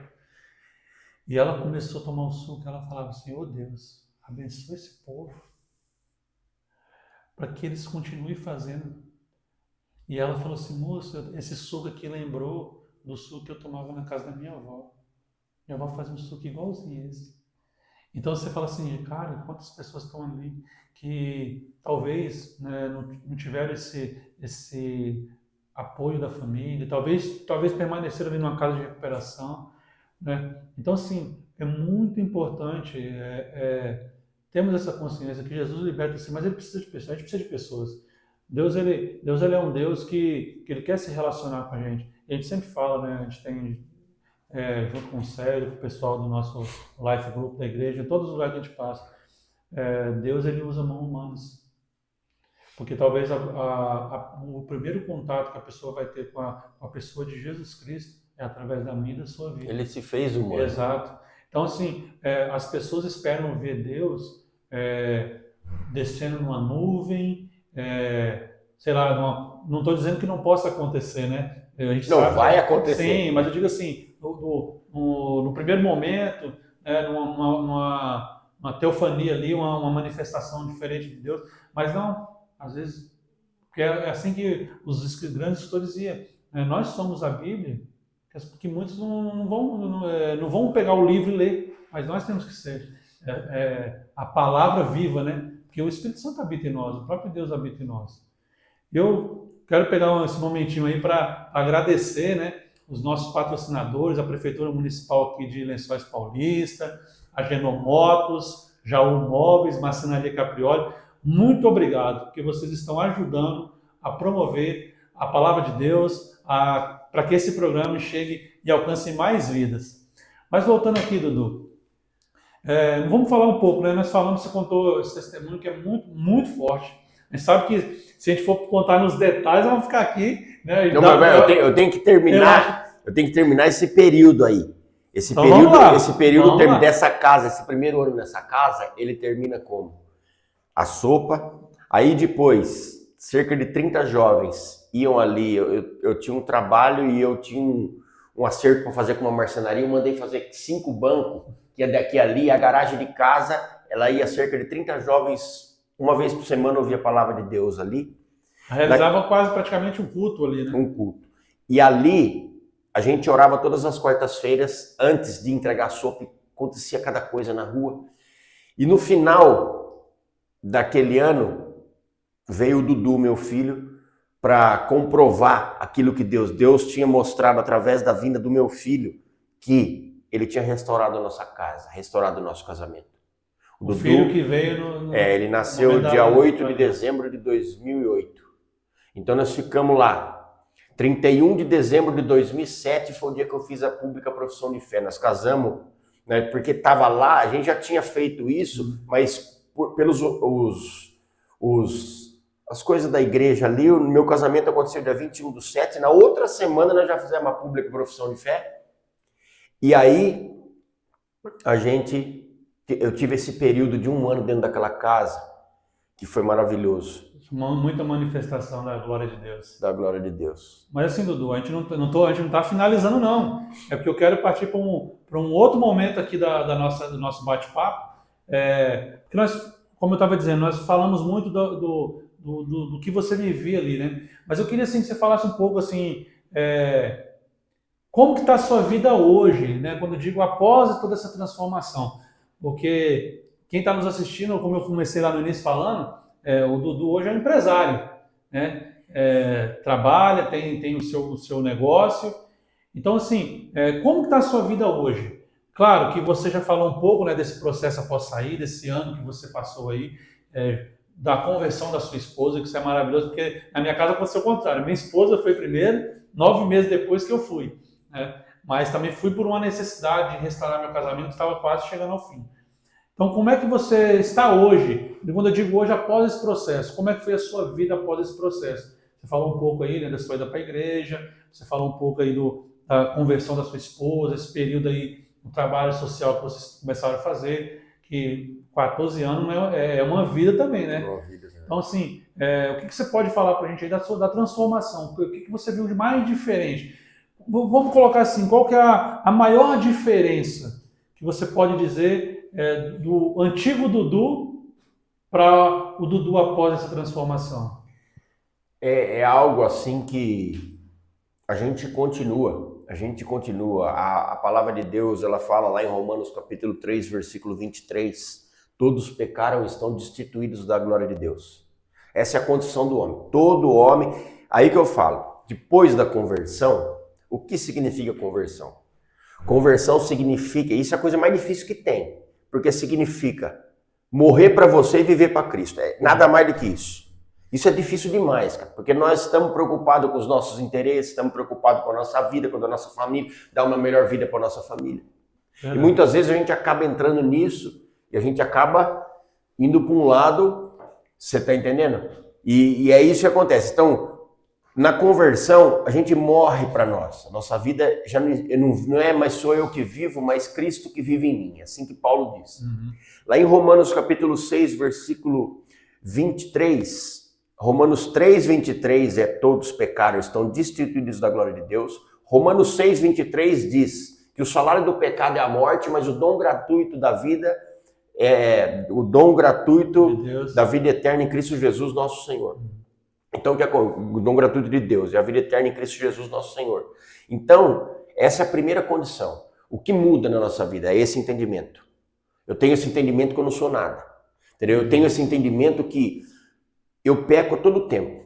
Aparentemente, eu sou mais pecador que os outros. Por quê? Porque a gente vive, a nossa carne, ela quer fazer algo e vem e fala, cara. E às vezes a gente pisa na bola, falou, você pisou na bola. É porque a gente tem a consciência do pecado. Exatamente. Né? É o tempo inteiro. O tempo inteiro essa voz falando na cabeça da gente. Não você errou, você tá errado. Isso aí que você fez tá errado. A gente joga bola, eu jogo bola com o Célio. E às vezes, cara, a gente sai fora da linha. Já outro dia eu falei um palavrão pro juiz, ele me expulsou. Um cara boa gente, tudo isso não é situação que a gente tem. Então a gente tem isso é a nossa carne. Porque a palavra de Deus também fala lá em Gálatas, no capítulo 5, que fala das obras da carne e do fruto do Espírito. Ela fala, e o fruto do Espírito, em oração Deus revela, porque a gente fica buscando a prosperidade. Prosperidade é algo que todo mundo quer. Todo mundo quer prosperidade. E a prosperidade que o mundo oferece é a prosperidade financeira. Não tem outra prosperidade. Prosperidade. Então, uma pessoa de sucesso é uma pessoa que tem dinheiro. Tem dinheiro. Tá? Então, você tem um comércio e seu comércio explodiu. Você tem 4, 5 franquias, você tem dinheiro. E se a gente for olhar por esse lado, a gente desonra os servos de Deus que praticamente não tem nada. Esses dias morreu uma das pessoas mais de Deus que eu conheci, que é o seu Davi. Que quem falou que morreu, inclusive, foi o Célio, porque dificilmente eu vejo Facebook, eu tenho minhas coisas no Instagram, eu vejo TikTok lá, e o Célio falou, o seu Davi morreu. O seu Davi não tinha nada, cara. Então o seu Davi não era um homem próspero? Lógico que era, porque Deus revelou para mim que a prosperidade, ela vem com a multiplicação do fruto do Espírito na gente, é onde inicia a prosperidade, a verdadeira prosperidade que vem do céu. Agora, prosperar financeiramente é prosperidade também. Mas não é a totalidade da prosperidade. Não é. E a gente confunde. As pessoas, elas esperam umas das outras essa questão, então o cara, ele é um empresário bem-sucedido se ele cresceu abundantemente assim. Isso não é para todos. A vida, quantas pessoas? Eu conheci pessoas, a gente foi fazer trabalho no Sem Terra, durante um período que também Deus, naquele período daquela casa lá, falou que eu tinha que comprar 300 Bíblias. E eu fiquei louco com aquilo, 300 Bíblias, eu sonhei com aquilo e falei para minha mulher, falou, você tá louco, R$2.400. Eu fui fazer a cotação de Bíblia, R$2.400, onde nós vamos arrumar isso? Você tá louco comprar Bíblia de 300 Bíblias? Falei, então pera lá. Aí tem um amigo meu, né, que eu gosto muito, que fazia a obra comigo, que é o Ricardo. E a gente foi lá para Morebi, lá andar no assentamento Sem Terra. Vamos dar uma volta lá, né? E aí andamos por meio das fazendas lá, 30 quilômetros lá para frente. E aí vi um senhor na rua, eu falei, quantas famílias tem nesse assentamento? Ele falou, 300. Eu falei, olha só, é aí. Aí eu precisava correr atrás dessas Bíblias. Fui falar com a mulher do pastor, contei para ela, falei, eu fui no Sem Terra, tem 300 famílias, eu tô com isso daí, eu preciso comprar. Ela falou, então vamos fazer o seguinte. Nós vamos comprar essas Bíblias, só que nós vamos ter que dar um jeito de vender essas Bíblias urgente, porque chega um boleto depois de 15 dias e o outro depois de 30. E não vou falar para ninguém, nós vamos comprar a Bíblia, mas em 10 dias, vamos por assim, foram vendidas todas as Bíblias. Eu fazia lote de 10 Bíblias, R$80, vendeu a Bíblia para todo mundo. E aí nós fomos fazer esse trabalho lá no Sem Terra. Eu conheci pessoas de Deus lá, pessoas de assentamento Sem Terra, pessoas de Deus. Não, mas é o que você falou. Ele mora no Sem Terra, não tem casa. Tem muita gente que, infelizmente, né, vive enganados por falsas doutrinas, porque, como a Bíblia diz, são doutrinas de homem, né? Só não é doutrina de Deus. E que diz que se você não é rico, se você não prospera financeiramente, você está em pecado. Algo ruim está acontecendo. Você está com brecha, o devorador está tocando nas suas finanças. O próprio apóstolo Paulo diz que sabe viver no muito, sabe viver no pouco, sabe ter muito. E isso aí, quando ele fala, que está lá em Filipenses 4,13, que fala, após tudo naquele que me fortalece, as pessoas usam isso e traz como eu posso todas as coisas, mas não é isso que ele está falando. Não. Ele está falando, eu posso passar necessidade ou ter abundância que eu estou vivendo da mesma forma. Exatamente. E aí a gente vê claramente que, infelizmente, as pessoas são enganadas porque, como diz lá em Oséias 3, estão enganadas porque falta conhecimento. Então, realmente, você ter a saúde, você ter a sua família, cara, eu falo assim, eu escuto muito, eu e minha esposa, a gente trabalha muito com casais, com famílias, né? A gente aconselha muito famílias, sempre trabalhando com isso. A gente teve quando a gente começou com a minha caminhada, assistindo a administração, o pastor Josué Gonçalves, e ele fala o seguinte, você pode ter casa boa, você pode ter um carro, você pode ter o recurso que você conseguir para o seu mérito, e ninguém está dizendo que é errado você ter esse tipo de coisa. Mas nada disso você vai levar para o céu. Agora, você pode entrar no céu com sua esposa, você pode entrar no céu com seus filhos. Então, assim, é importante a gente separar o que tem preço e o que tem valor. Porque a nossa família, a presença de Deus é muito valiosa. Cara, eu falo assim, e quando eu falo de família, né, como você falou da sua esposa, seus filhos, a gente fala de família, toca muito no meu coração, porque agora, recente, né, tá com acho que 2 semanas, meu filho, eu tenho 4 filhos, né, os 2 mais velhos são de outros relacionamentos, não é do meu casamento, antes eu conheci minha esposa. Fui pai muito novo, fui pai com 16 anos. Inclusive hoje, estamos gravando aqui no dia 21, né, de julho, falando a data porque alguém pode assistir esse vídeo no futuro. Hoje é aniversário do meu filho mais velho, está completando 22 anos. 22 não, 23 anos. E então é emocionante porque o meu filho, o segundo, que mora na Bahia, na semana retrasada entregou a vida para Jesus. E para nós como pai, como é bom a gente estar orando pela nossa família, nós ver a nossa família se rendendo a Deus. Como que é importante a gente ter a nossa família do lado, porque essa é a verdadeira riqueza. A presença de Deus em nós é o tesouro máximo. Eu falo para as pessoas, já falei algumas vezes nas nossas reuniões aí do live, gente, tem muita gente que distorce a palavra de Deus, o melhor de Deus ainda está por vir. A gente não pode esperar o melhor de Deus aqui nessa terra, porque já veio, chama-se Jesus Cristo. Exatamente. Ele é o melhor de Deus para nós. Exatamente. Mas aí, mas eu não posso trabalhar. Não estou falando isso, gente. Quem está nos escutando, entenda bem. Mas estou falando que é proibido você correr atrás de um sonho. Só que isso não vem tomar o lugar de Jesus na sua vida.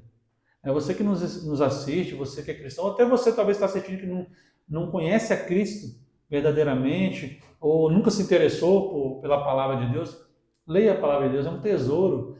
Eu até me arrepio, é um tesouro guardado ali, preparado para nós. Então, quando a gente fala de prosperidade, eu entendo como você falou, não é só dinheiro. Deus ele tem prosperidade em todas as áreas da nossa vida. Então, só deixando esse recado, né, as pessoas não entenderem que fala assim, você não é próspero porque você mora numa casa de tábua. Não. O que é importante não é o exterior, né? Exatamente. É o interior. Mas é muito bom, né?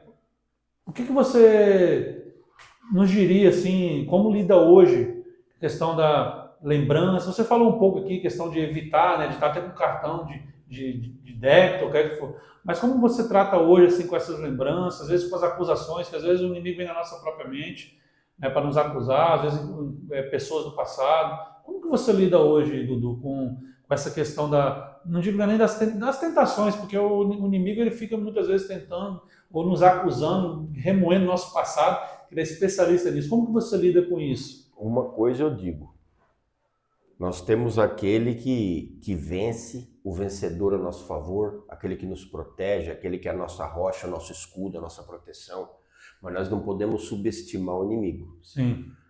O poder que o Satanás tem, ele só perde o poder do nosso Deus. Verdade. Ele não, o ser humano, ele pega, ele amassa o ser humano, ele passa como um rolo compressor na vida do ser humano, na vida até de crentes soberbos, porque fala que a soberba precede a queda, a própria Bíblia fala. Então muitas vezes fala, porque eu sou da igreja, porque eu aceitei Jesus, eu falo de Jesus, e aí, cara, eu falo pra você, esses dias eu estava falando com a minha esposa que é lógico que tem profissionais que cuidam da saúde mental das pessoas, pessoas com problema, né? Com idosos que têm problemas de Alzheimer. Existe a enfermidade, as patologias, né? Mas para todo ser humano, o melhor exercício para a mente e a maior limpeza que existe chama oração e leitura da palavra. E isso é o que as pessoas menos praticam.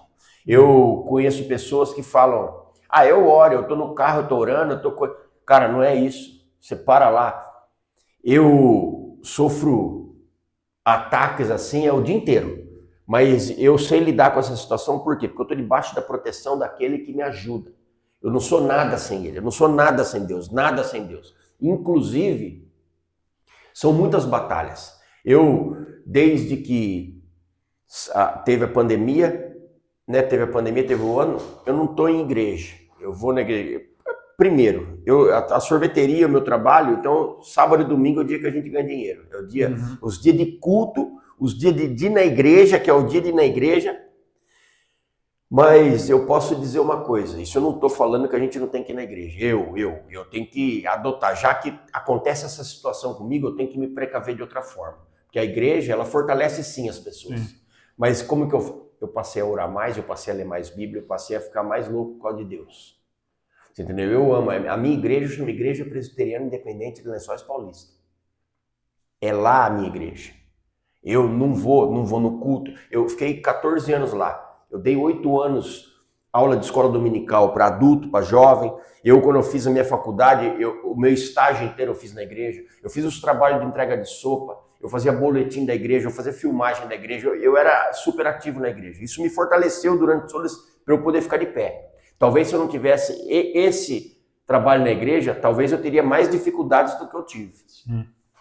Só que hoje você vai perguntar, que igreja que você está indo? Eu não estou indo na igreja, mas isso não morreu aquilo dentro de mim. Eu andei indo na escola dominical, na Igreja Presbiteriana do Brasil, que muitos amigos meus foram para lá, saíram da IPI e foram para lá. Só que a escola dominical é um momento de aprendizado. O culto chama culto de adoração. O culto. Então eu procuro fazer da minha vida a adoração. Isso no momento que eu vivo hoje. Isso é em relação à minha vida, particularidade minha. Isso não é para uma pessoa falar, eu vou imitar ele. Não. Você tem que ir para a igreja para se fortalecer. Foi o que fortaleceu minha vida, o que me ajudou a restaurar. A igreja foi o auxílio. Quem me restaurou foi Deus, foi Jesus. Mas a igreja foi importantíssima na minha vida. Sim, a igreja tem um papel importante na sociedade. Não seria como eu sou hoje se não fosse a igreja. Não seria, não existe a possibilidade. Eu chegamos o dia de orar na igreja, a gente fala isso daí e as pessoas falam, lá, pessoas duvidam. A gente ia orar toda sexta-feira na igreja. Todas trancavam a igreja ainda era antiga. Hoje a igreja presbiteriana, ela reformou, é uma igreja bonita lá. Mas ela era uma igreja pequena, uma igreja antiga. A gente orar com as janelas e as persianas balançar. Você entendeu? Eu tive cada experiência, eu e meus companheiros, o Ricardo mesmo não pode falar. Nós tivemos tanta experiência naquela igreja, mas tanta experiência nesse período, que eu vou falar para você. É muita coisa. Agora, eu sofro ataque, sim, eu faço sorvete. Falo aqui, eu vou fazer o sorvete de macadâmia, por exemplo. Se você pega uma macadâmia, os ouvintes aqui, as pessoas que estão assistindo, e digita lá na internet, macadâmia. Aí você digita lá, pedra de crack, aí você vai ver o que eu estou falando. A macadâmia é uma pedra de crack. Quando eu pico a macadâmia se torna uma pedra de crack exatamente igual. Se você pegar uma pedra de crack e uma macadâmia, é igual.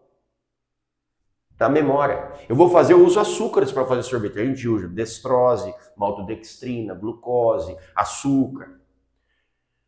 A hora que eu estou mexendo com açúcar, a memória da cocaína vem na hora. Isso é todo dia. É todo dia. É uma luta que não acaba. Mas isso, eu convivo com isso. Você entendeu? Eu sei. Onde eu me fortaleço, onde eu busco o auxílio.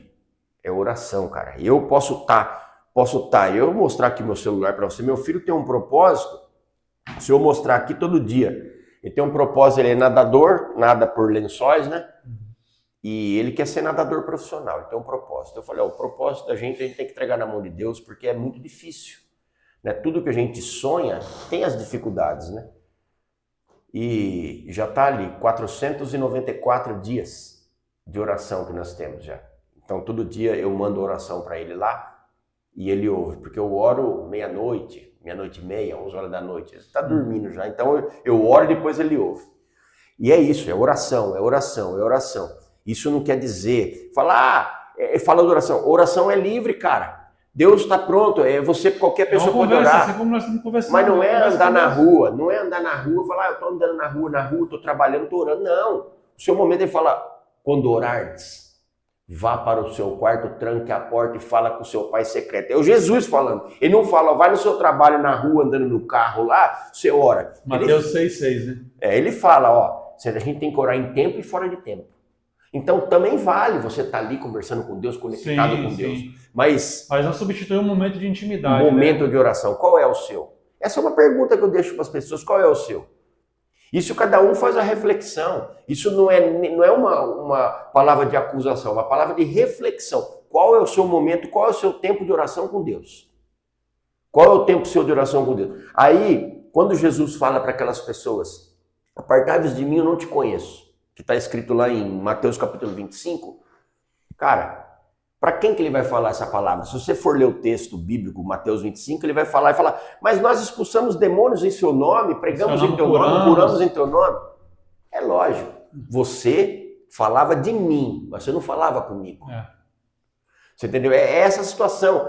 Ele não está falando para pessoas que praticam mal. Ele está falando para aquelas pessoas que estavam no meio. Pessoas que falavam dele, que curavam em nome dele. Fala, pô, mas agora o senhor não conhece a gente? Pô, você nunca falou comigo, cara. Qual foi o tempo de comunhão que você teve comigo? Não é domingo na igreja. Domingo na igreja é um momento de adoração, comunhão com os irmãos. As pessoas, elas têm, eu vou lá. Eu já escutei pessoas falar, eu cumpri minha obrigação. Pô, não é uma obrigação, é uma alegria. Entendeu? Minha obrigação no domingo eu já cumpri. Não é obrigação, cara, isso é alegria. Então eu convivo com isso. Esses ataques, eu falo para você, quando Jesus fala assim, isso é uma coisa muito séria. Quando Jesus ele fala, se o teu olho te faz pecar, arranca o teu olho e joga fora. Ele está falando isso para quem? Está falando isso para homem. Ele falou, se você olhar para a mulher com um olhar e desejar, você já adulterou com ela. Então nós temos que vigiar nisso. Porque nós somos homem, ser humano. Aí que é onde entra a carne. Aí você pega lá nas obras da carne, se você for ler, lascívia, prostituição, ele vai falar pecados sexuais. Isso é sério. E o dia de hoje, você vê, as pessoas, o mundo está tão depravado de um tempo para cá. Antigamente já era mais difícil, mas, cara, você anda para a rua, se você não vigiar, você está pecando o tempo inteiro. Às vezes é na própria igreja, né? Às vezes é dentro da própria igreja, infelizmente. O pessoal não tem o pudor, né? Exatamente. Assim, tem muita gente que declara o amor a Cristo, mas não tem o temor. Então faz de qualquer jeito. Mas esse é o poder do diabo. O diabo, ele vem e ele domina a mente da pessoa. Ele domina. Eu gosto muito da palavra que está lá em Romanos capítulo 12, verso 1, 2, que fala, rogo-vos, pois, irmãos, pelas misericórdias de Deus, que apresentei o vosso corpo como sacrifício vivo, santo, agradável a Deus, que é o vosso culto racional. E não vos conformeis com esse século, mas transformai-vos pela renovação da vossa mente, para que experimentei qual a boa, agradável e perfeita vontade de Deus. Então aqui está dizendo, o culto racional que a gente tem que ter é apresentar a nossa vida, a nossa conduta. Você entendeu? Só que isso é a guerra.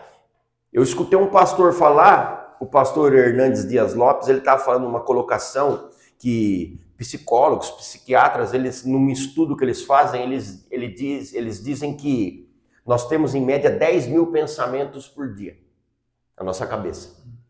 E aí ele fala a respeito do pecado, faz uma conta de pecado pra gente. É assim, você peca por pensamentos, por palavras, por ato e por omissão.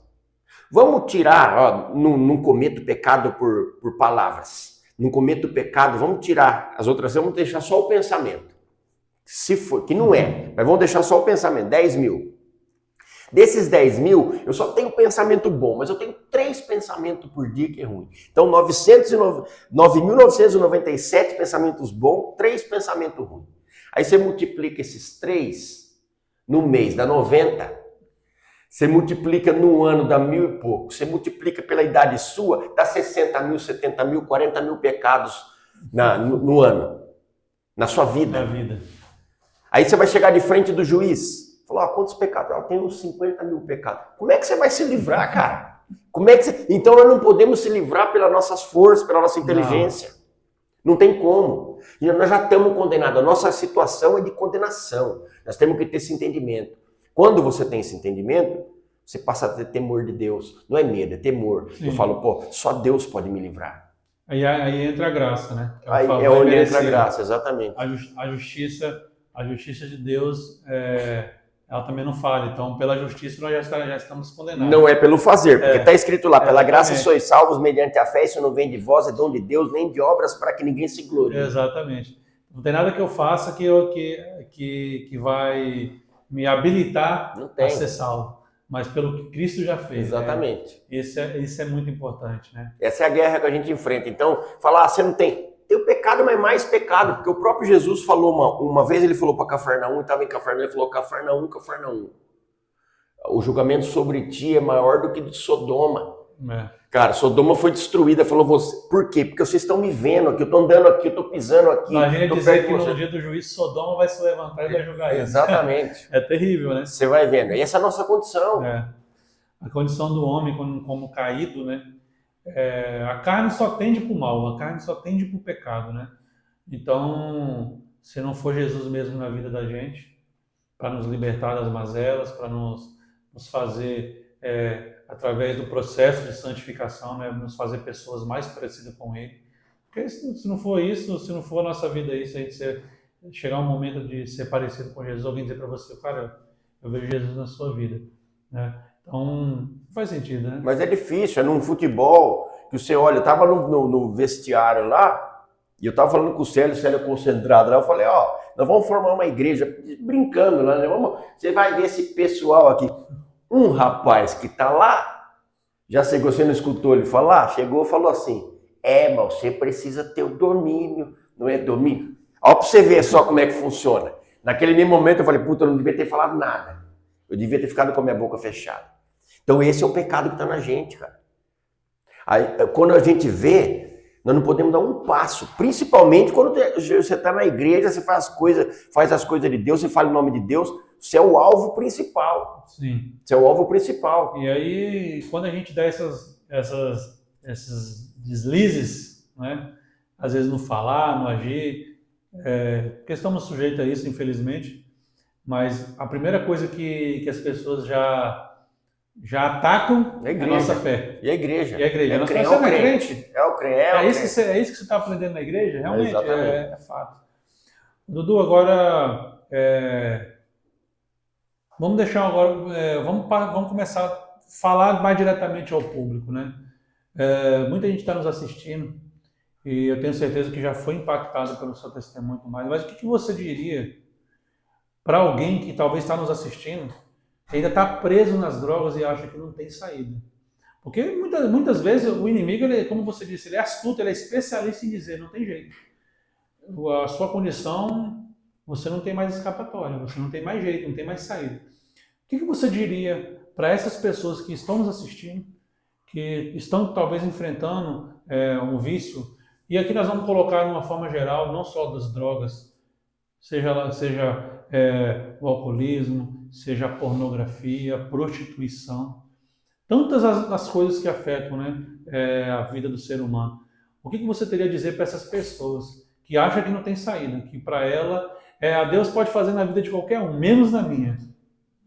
É isso aí, o que eu acabei de falar aqui. O salário do pecado é a morte, mas o dom gratuito de Deus é a vida eterna em Cristo Jesus, nosso Senhor. Então o que acontece? Buscar a Deus, buscar ajuda, mas até a pessoa que está nessa situação, que está no pecado, ela por si só, é mais difícil dela sair.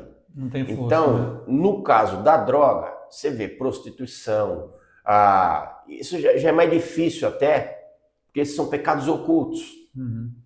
Você entendeu? Pecados ocultos. Eu já fui em encontro de casais, o Célio tava lá, o cara falando lá, e falou, tinha computador lá, então você não pode. Se você tem um problema de prostituição, de ver pornografia, você tem que acabar com o mal pela raiz. Como é que acaba? Nem levar o celular pro banheiro, nada.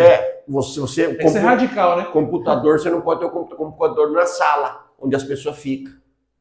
Você entendeu? Você deixar o computador num lugar escondido. E isso é terrível, cara. Isso é terrível. Isso é terrível. É algo assim que suga toda a energia da pessoa, leva a pessoa para um buraco que ela não tem ideia. Agora, falando da droga, eu falo para as mães, para as esposas, para acreditar. A palavra de Deus fala, entrega o teu caminho ao Senhor, confia nele e o mais ele fará. Isso é palavra de Deus, está escrito. Inclusive, eu vou deixar aí depois, vou até pedir para deixar o meu Instagram, meu TikTok, que eu tenho um projeto que todos os dias eu falo uma palavra, é como se fosse aquela caixinha de promessa que as pessoas arrancam um versículo e falam. Então eu falo, é uma palavra para alegrar o coração e aí eu recito um versículo, eu não comento. Porque o comentário da gente, por exemplo, eu vou comentar uma palavra, muitas vezes a tendência nossa é comentar de acordo com a nossa visão, com a nossa vida, com a nossa experiência de vida. E aí é complicado, porque não é a nossa fala que convence pessoas. O que convence a pessoa do pecado, o que transforma a vida da pessoa é a palavra de Deus. Então, a pessoa ela ouve lá todo dia a palavra de Deus. Você entendeu? É isso. É a semente sendo plantada. Inclusive, a pessoa, por que você não explica? Por que você não prega, não fala lá? Eu falo, não, isso aí é uma outra coisa. Talvez um dia criar uma live, fazer uma pregação de algum assunto, pregar uma palavra, é uma outra coisa. Mas o objetivo é que as pessoas olhem para a palavra de Deus. Não tem como. E eu falo para elas, não existe libertação sem Jesus. Primeiramente, você precisa acreditar em Jesus, que ele vai te libertar. Se você já não acredita nele, eu sinto informar que você não tem caminho, não tem rumo, tá por aí. Tá pela misericórdia de Deus. Até porque ele é a verdade, né? João 8,32 vai dizer isso, conhecereis a verdade e a verdade vos libertará. Então só quem tem poder e se Jesus te libertar, verdadeiramente você liberta. Então, realmente eu concordo contigo. Porque foi assim na minha vida, foi assim na sua vida, no seu testemunho. Acredito que é assim na vida de muitas pessoas que estão nos assistindo. Tiveram esse encontro com Jesus, mas família era rica, abastada de recurso financeiro, eu fiquei internado na clínica. Cara, dificilmente eu vejo, porque a gente vê muitos casos, pessoas que ficam ali, ficam um tempo, como eu costumo dizer... Eu fiquei internado com um nego que ficou depois, 52 vezes internado. O pai dele era fazendeiro de café em Belo Horizonte. 52 internação.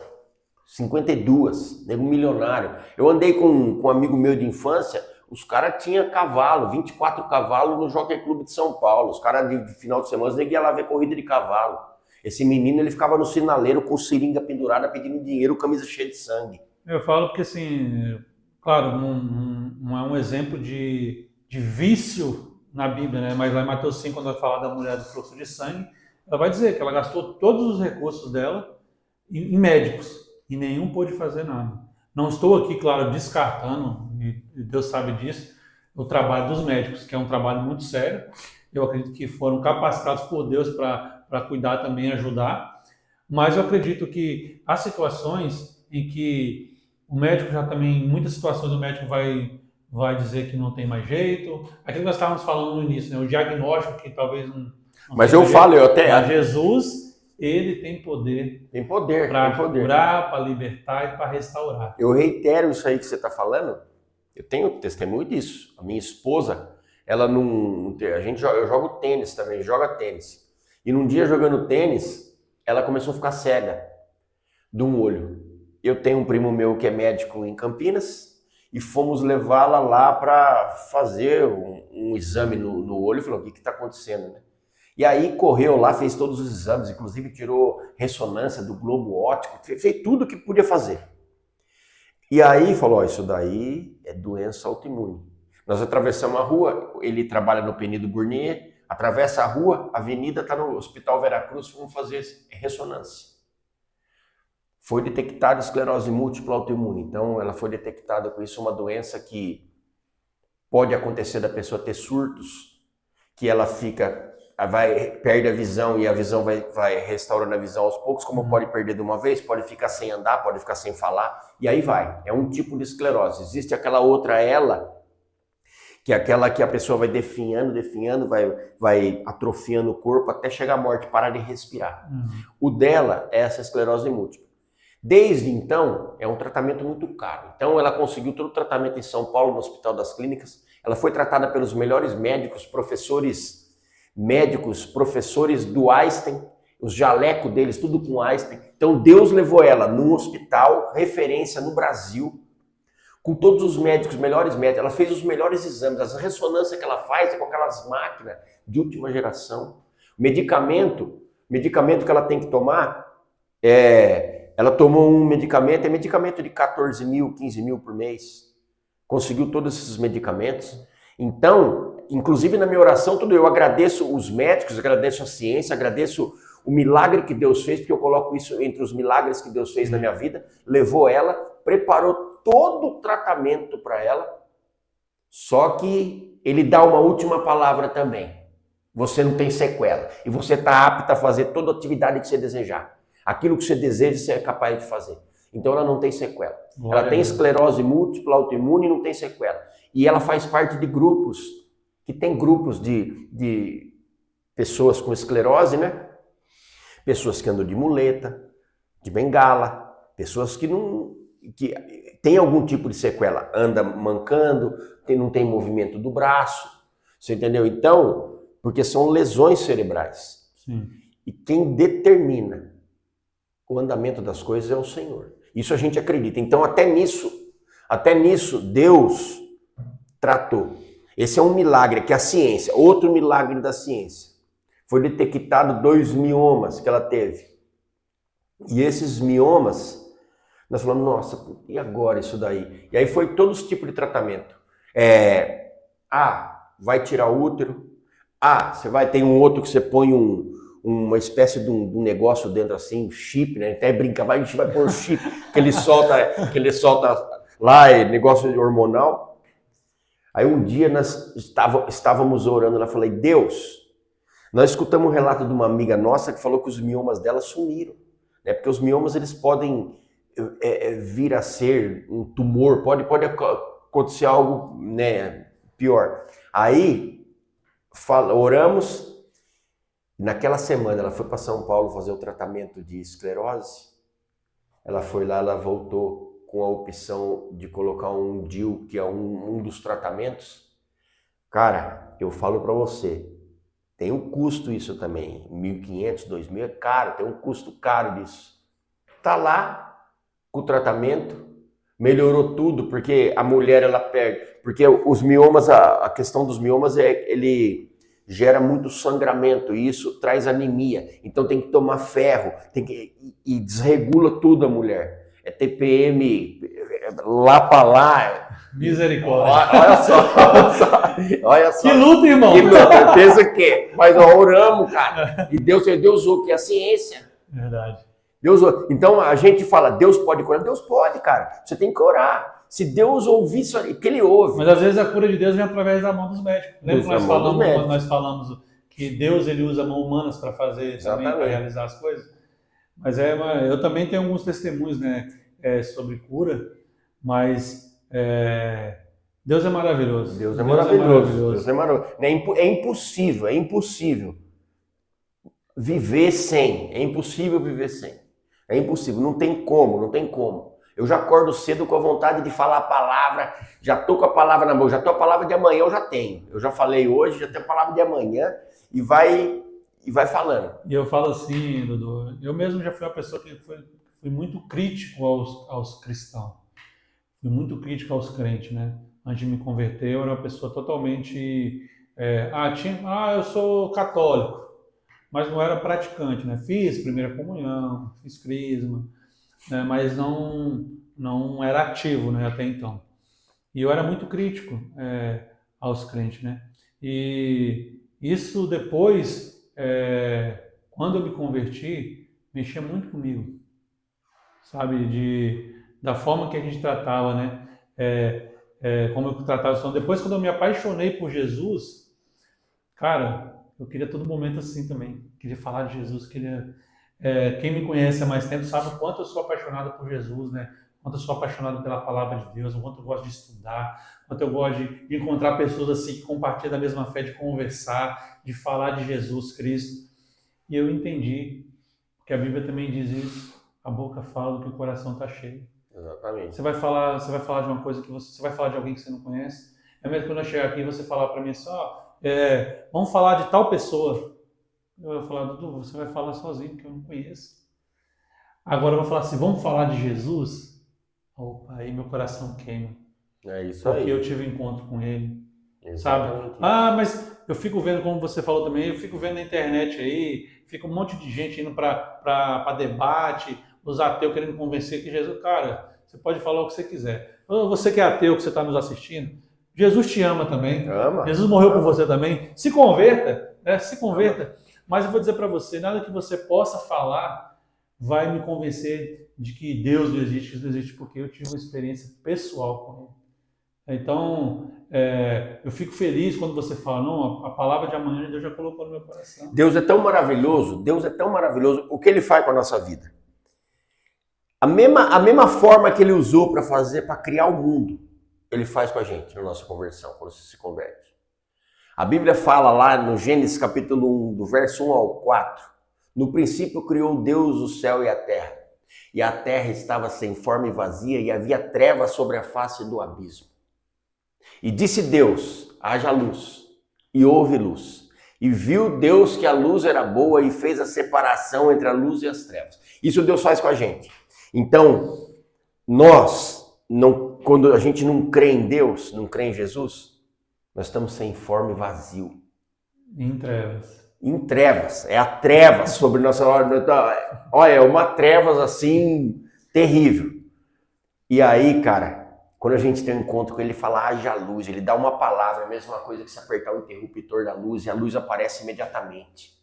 E ele tem esse poder, porque esse poder ele fez com Paulo. Se você ler lá no Atos capítulo 9, quando fala da conversão de Paulo, fala que desceu uma luz subitamente sobre Paulo e derrubou ele do cavalo. Uma luz do céu subitamente, imediatamente derrubou ele do cavalo. E daquele momento em diante ele passou a ser outra pessoa. Ele já não era mais Paulo, ele não era mais Saulo, ele era Paulo. Então é isso. Deus é maravilhoso, Deus é maravilhoso. Aquele que não conhece, lute para conhecer, lute para conhecer. Só ele está disponível a todos, né? Disponível a todos. Disponível a todos. Muita gente estava falando, né? Muitas vezes o nosso coração, né, é tão duro. Às vezes a pessoa acha, eu sou duro assim porque eu fui calejado na vida, sofri muito. Cara, o sofrimento, muitas vezes, ele não veio para nos levar para distante de Deus. Claro, muita das coisas que acontecem, nós mesmos semeamos aquilo, estamos colhendo, né? Jesus fala, você colhe o que você planta. Exatamente, não tem... a lei da semeadura não falha, não né? falha.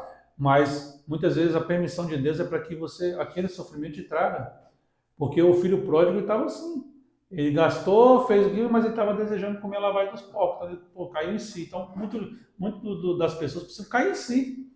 Precisa ter essa resolução e falar, peraí, o que eu estou fazendo na minha vida? Acredita assim como você, num dado momento, você opa, peraí. Eu preciso de ajuda, né? Mas o que impede as pessoas é o passado. Agora, o passado é algo terrível na vida das pessoas. Por quê? Lá na porta do esquadrão da vida, na porteira do esquadrão da vida, está escrito lá, 2 Coríntios 5,17. Se alguém está em Cristo, é nova criatura, as coisas velhas passaram, tudo se fez novo. As coisas velhas passaram, o passado passou, tudo se faz novo. Dessa porta para frente, aquele versículo está ali, da porta para frente, você vai deixar o seu passado para lá e aqui é uma nova vida para você. E é isso. Só que essa libertação do passado é algo terrível. Só Jesus pode libertar. Sim. Só Jesus pode libertar. Olha, as pessoas fazem terapias, as pessoas tomam remédio, existe tratamento para tratar a mente das pessoas, existe, é válido tudo, mas sereis livres se verdadeiramente o Filho te libertar. Então, o que acontece? O passado, as revoltas do passado, às vezes foi uma criança que sofreu, então ela traz aquilo para cá. Os traumas da alma, né? E isso é o que Jesus faz. Eis que faço novas todas as coisas. O que ele vai fazer quando ele tiver a Nova Jerusalém? Se for lá no livro de Apocalipse, ele vai dizer isso. Eis que faz novas todas as coisas. Não vai mais choro, não vai ter choro, não vai ter mais dor, lágrima. Só que até lá, as pessoas elas lidam com essas situações. Você entendeu? Aí que eu falo, a igreja é muito importante na vida das pessoas. Eu agradeço, eu tive pessoas importantíssimas na minha vida, que até hoje são importantes. Você entendeu? Mas pessoas que no momento que eu mais precisei, eles estavam ali, foram meus padrinhos de casamento. Você entendeu? Pessoas que eu tenho uma gratidão assim, tremenda pela vida delas. Só que até a pessoa ter esse primeiro passo, é complicado. Entendeu? Eu sei da dificuldade, porque eu tive todo esse ensino, minha família inteira católica, eu fui o melhor aluno da primeira comunhão. Eu recebi homenagem numa igreja, em Campinas 200 crianças fazendo primeira comunhão. Eu tinha o caderno tudo colado, os desenhos. Eu fui coroinha, cara. Eu fui coroinha. A igreja Nossa Senhora Auxiliadora, onde Sandy Júnior, o colégio Liceu, Liceu Salesiano, onde a Sandy Júnior fazia o programa do Sandy Júnior que tinha lá, era nessa escola. Eu fui coroinha nessa igreja. Entendeu? Então eu já tinha uma predisposição. Cara, eu lembro, tenho lembranças assim. Por isso que eu falo, eu não vejo uma separação. Hoje eu sou crente, eu sou evangélico, mas a minha formação é católica. Eu talvez não tenha as práticas, mas o Deus é o mesmo. É o mesmo sangue, a mesma cruz, o mesmo sacrifício, a mesma salvação. Não existe essa divisão que o próprio homem criou. O homem criou por situações do passado, porém é o mesmo Deus, a mesma cruz, diferentemente de outras religiões, que eles colocam o Deus Supremo como um só, mas não acreditam que Jesus é Deus. Não acreditam na Santíssima Trindade, Deus Pai, Deus Filho, Deus Espírito Santo. Diminui a divindade de Jesus. Exatamente. A divindade do Espírito Santo. É um ser espiritual, é alguém elevado, mas Jesus é Deus, cara. Ele é o nosso Deus. Ele é poderoso para fazer, a Bíblia diz, infinitamente mais do que aquilo que a gente pede, do que aquilo que a gente imagina. Eu penso assim, né? Claro, eu discordo de algumas coisas dentro da Igreja Católica, eu acredito que você também discorde, né? Questão da idolatria, mas então, compensação também, se nós formos ver, tem muita igreja evangélica que não adora a imagem, mas cria os seus próprios ídolos ali dentro, né? Mas também concordo que tem pessoas que são cristãos honestos dentro da Igreja Católica, né? Ainda, como eu disse, ainda que eu discorde de doutrinas que são que levam ao culto, às imagens, enfim, mas eu não vou entrar muito nesses detalhes. Doutrinas, né? Hoje a gente vê dentro das nossas igrejas evangélicas a Arca da Aliança. Entrou o judaísmo. A Arca da Aliança simboliza o quê? Presença de Deus. A presença de Deus nosso chama Jesus. É Emmanuel, Deus conosco. Não, eu concordo com você, né?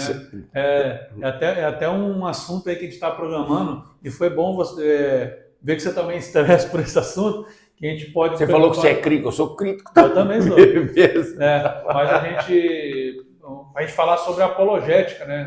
Mais à frente, sobre a defesa da fé cristã, falar muito sobre a questão de algumas seitas, heresias, coisas que movimentam esse âmbito aí. Eu sei que não é o fórum desse nosso bate-papo hoje, mas fica aí, já um assunto no ar para a gente poder marcar um próximo bate-papo sobre esse assunto específico, né? Mas voltando um pouquinho aqui, hoje você tem o seu comércio, né? Você falou, sou o Dudu sorveteiro. Fala um pouco pra gente aí da sua sorveteria, onde que ela fica aqui em Lençóis. Eu particularmente não conheço, eu frequento pouco sorveteria, mas eu vou fazer questão de ir lá tomar um sorvete. Você vai lá, sabe por quê? Pra ver se é bom, hein? Você vai comer um sorvete de caldo de cana com limão, que você não come em nenhum lugar. Nós moramos em Lençóis. Lençóis Paulista, terra da cana. Aqui as pessoas falam bem da pinga, da cana, só que tem o sorvete também. Olha aí, hein? Eu faço um sorvete de caldo de cana, a gente faz sorvete de queijo da canastra com goiabada cascão. Eu faço sorvete de abacaxi, hortelã e água de coco. Então é uma sorveteria diferente, a proposta é diferente. Entendeu? O primeiro slogan que eu tive em 2020, quando a gente abriu sorveteria na pandemia. Todo sorvete é gostoso, mas Carmel é um sorvete. Essa era o slogan que eu tinha. Todo sorvete é gostoso. O trabalho das pessoas é tudo válido, mas a gente vem com uma proposta de criar algo novo, algo diferente. E isso é o que a gente... E tudo isso também, cara, é tudo com a ajuda de Deus, viu? Sim. Nada disso que a gente imagina, o que a gente pensa, vem da nossa própria inteligência, porque nós somos limitados. Deus permite a gente ter uma abertura de mente. Deus permite a gente ter ideias. Às vezes eu estou falando lá e Deus fala, cara, eu tenho um sorvete lá de caramelo salgado com crocante de amendoim. Eu compro todo mês de junho, já é o segundo ano seguido, que eu faço um sorvete de curau. Eu poderia até fazer o curau, porque é um sorvete que as pessoas pedem, as pessoas gostam, mas quem come sabe que é só o mês de junho. Por quê? Porque eu vou lá na festa do milho, na igreja São Pedro e São Paulo, a igreja católica, lá em cima no núcleo, e eu compro o curau lá e faço sorvete com o curau da igreja. É o curau, é a festa do milho, que movimenta a cidade. Então eu vou lá, eu pego aquele curau e o sorvete é de curau, só que também é uma vez por ano. Eu faço sorvete de canela, que é com biscoito caramelizado que a gente põe no meio. Então, são sorvetes diferentes. Realmente, são sabores assim. Estou impressionado porque eu, particularmente, eu conheço muitas cidades do país. Nós vamos se conhecer melhor, Dudu, então vamos conversar um pouco mais sobre o meu testemunho, né? Eu conheço muitas cidades do país e os sabores que você está falando aí... Morango com manjericão, você já ouviu? Não. Você já comeu picolé de limão siciliano? De limão siciliano, eu acredito que já. Você já comeu picolé de caldo de cana com limão? Não. E é algo assim que todo canto você vê caldo de cana, né? Assim, eu particularmente conheço de vários lugares, mas o picolé tá aí uma novidade. Onde que fica essa sorveteria? Eu cito, é na rua Antônio Tedesco, né? 806, é na rua da prefeitura. Tem 2 quadras para baixo da prefeitura, é entre o Sheik Esfirraria. O Sheik Esfirraria é ali na esquina, aí tem a sorveteria e tem o Kenji. Como é que é o nome lá da É Carmel Sorvetes Artesanais. Aí, ó, você que aqui de Lençóis Paulista, se você não conhece assim como eu, pode ir lá. Nós vamos lá. Vamos lá e vamos experimentar esses sabores aí. Vai experimentar o sorvete que... E tudo isso é com a permissão de Deus, né? Sim. Deus nos ajuda. As lutas, elas jamais acabam. Não é porque você encontrou Jesus ou porque você decidiu... Enquanto estivermos aqui nessa terra, né? É guerra. Vamos ter que... E aqui a gente estava falando, né? Quando nós estávamos falando. Não existe neutralidade, né? Ou você está do lado de Deus, ou você está do lado do diabo. Não Exatamente. Não tem neutralidade, né? Infelizmente, tem pessoas que acham, não, eu vou ficar aqui na minha, não mexo nem com o outro. Cara, não tem neutralidade. É você que pensa que porque você não está lá na igreja, mas você também não está fazendo... não estou lá na rua fazendo mal para ninguém. Cara, infelizmente... Essa ainda há tempo de você ter um encontro com Cristo e mudar a sua vida. Dudu, uma última pergunta aqui para te fazer. Claro que não é correndo com o tempo, né? O bate-papo está muito gostoso. Eu sei que a gente poderia ficar aqui a noite inteira entrando em assuntos, falando, né? E isso aí ia ser maravilhoso para mim, não teria problema, né? Mas vamos guardar um pouquinho para outros episódios. Acredito que você é um cara, até pela disponibilidade do seu coração, né? Pelo testemunho. A gente vai se encontrar outras vezes aqui, porque as pessoas que estão acompanhando, elas precisam ser empáticas, elas precisam escutar testemunho de homens e mulheres que foram realmente transformados por Cristo. E outra, não olhe para mim como uma pessoa santa, não. Eu busco a santidade, mas eu não sou santo. Sou pecador, sou errado, como eu disse. Às vezes eu me paro e falo, nossa, eu sou mais pecador que os outros, cara. A gente conhece, você tá andando, você faz as coisas, às vezes você pisa na bola, ou você pensa alguma coisa, e aí você fala, nossa, cara, e vem a palavra na hora na nossa cabeça. Mas assim, qual que é o papel do amor de Cristo nessa transformação? Tudo que nós falamos aqui, né, o que você viu na sua vida, desde lá com 12, 13 anos que você começou ali a cheirar cola, né, ali de cola de sapateiro, passar por todo esse processo ali, né, de praticamente ali mais de 20 anos, né, aprisionado, né, e hoje poder testemunhar o que Jesus fez. Qual que é o papel do amor de Cristo nessa sua transformação? É aquilo que eu falei. É buscar sempre ter o entendimento de que nós estamos mortos para a gente e vivos para Cristo.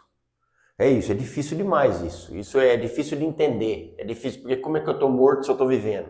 É a mesma coisa, Nicodemos tinha todo o entendimento da religião, todo o entendimento da lei, só que ele foi de noite escondido, encapuzado de noite para perguntar para Jesus o que acontecia, que ele falou que se não nascer da água do Espírito não pode. Tem que nascer de novo. E ele falou, como é que eu vou voltar para o ventre da minha mãe e nascer de novo? Você entendeu? E você pega, Nicodemos se converteu ao Senhor, porque se você for lá mais para frente, capítulo 21, capítulo 20, 21, na crucificação de Jesus, quando tiram o corpo de Jesus, Nicodemos está ali para ajudar, para passar perfume no corpo, devido à tradição judaica, para arrumar o corpo para enterrar, para pôr no sepulcro. Então Nicodemos estava lá. Se você for ler lá, ele falou com Jesus lá, né? E depois ele estava lá. Então entende-se que ele entendeu aquilo que Jesus tinha falado para ele. Você entendeu? Ele entendeu aquilo, coisa que a gente não entende. Então quando a gente fala, ó, a gente tem que morrer para a gente e viver para Cristo. Mas como que isso pode acontecer na nossa vida? Isso é muito difícil. Isso é praticamente, pela nossa força, pela nossa inteligência é impossível. É esse o desafio. Viver para Cristo no mundo de hoje, vamos pôr assim, é praticamente com tantas distrações, impossível. né? Com tantas distrações, com tantas coisas. Praticamente impossível. Agora, você tem que se esforçar. Não que o seu esforço valha alguma coisa, porque o sacrifício já foi feito por você. Senão a gente cai naquilo, o meu sacrifício, o meu esforço, a minha busca, não é nada disso. Isso é apenas um entendimento que você tem da necessidade que a gente tem de estar debaixo da proteção dele. Sim. É isso, porque senão nós somos engolidos. É mascado como chiclete. Chiclete. A sociedade, nos dias atuais, ela é bombardeada com tanta informação, com tanta desinformação, né? A fake news. Exato. A fake news, o cara fala que fake news é de agora. A fake news, essa palavra foi criada por questões políticas, mas eu vou falar fake news para você. Tobias, Gesem, Sambalat, eles faziam fake news de Neemias pro povo, para o povo não deixar Neemias construir um muro. Mas aí nós vemos, né, que a perseverança em Deus fez ele reconstruir 52 dias. Esse é o poder do nosso Exatamente. Deus. Não, mas, Dudu, foi maravilhoso esse tempo aqui que nós passamos juntos aqui compartilhando o testemunho, conversando. Acredito, tenho certeza que quem nos assistiu, quem está nos assistindo até agora, foi profundamente impactado, profundamente ministrado pela presença de Deus. Antes de nós encerrarmos, eu gostaria que você deixasse uma mensagem aí para quem está nos assistindo. Uma mensagem de esperança, porque não é a mensagem do Dudu, né? É a mensagem do Evangelho de Jesus. Então, se não é a mensagem do Dudu, eu já vou largar um aqui. Vai lá. Que, isso eu falo todo dia para o meu filho. Isso é algo que vivi, se concretizou na minha vida, vai concretizar na vida do meu filho, porque eu creio na palavra, e a palavra diz assim, Jeremias capítulo 29, do verso 11 ao 14. Eu é que sei que pensamentos tenho a vosso respeito, diz o Senhor. Pensamentos de paz e não de mal, para vos dar o fim que desejais. Então me invocarei, passarei a orar a mim e eu vos ouvirei. Buscar-me-eis e me achareis, quando me buscardes de todo o vosso coração, e serei achado de vós e mudarei a vossa sorte. Essa é a mensagem. Aleluia, aleluia. Dudu, quero te agradecer de coração. Muito Você obrigado. que nos assiste aí, deixa seu comentário aí embaixo, a gente costuma dizer, né? Nos ajude a preparar esse material edificante para a sua vida. Quero agradecer mais uma vez aos nossos patrocinadores, a Prefeitura Municipal de Lençol Paulista, a Genô Motos, Jaú Móveis, Marcenaria Caprioli. Vocês nos ajudam contribuindo para que o reino de Deus seja expandido, a mensagem do Evangelho alcance mais vidas. E agradecer de coração aí você que nos acompanhou até agora. Mais uma vez, compartilha esse vídeo, manda esse link aí para os seus conhecidos, para os seus familiares, no grupo da igreja, a gente costuma dizer, né? Manda para quem você sentir no seu coração, para que a palavra de Deus possa alcançar mais vidas. Dudu, muito obrigado, cara, de coração mesmo, foi um prazer te conhecer. Deus abençoe. E vamos estar juntos aí. Que Deus te abençoe, que Deus abençoe todos vocês, em nome de Jesus. Até a próxima.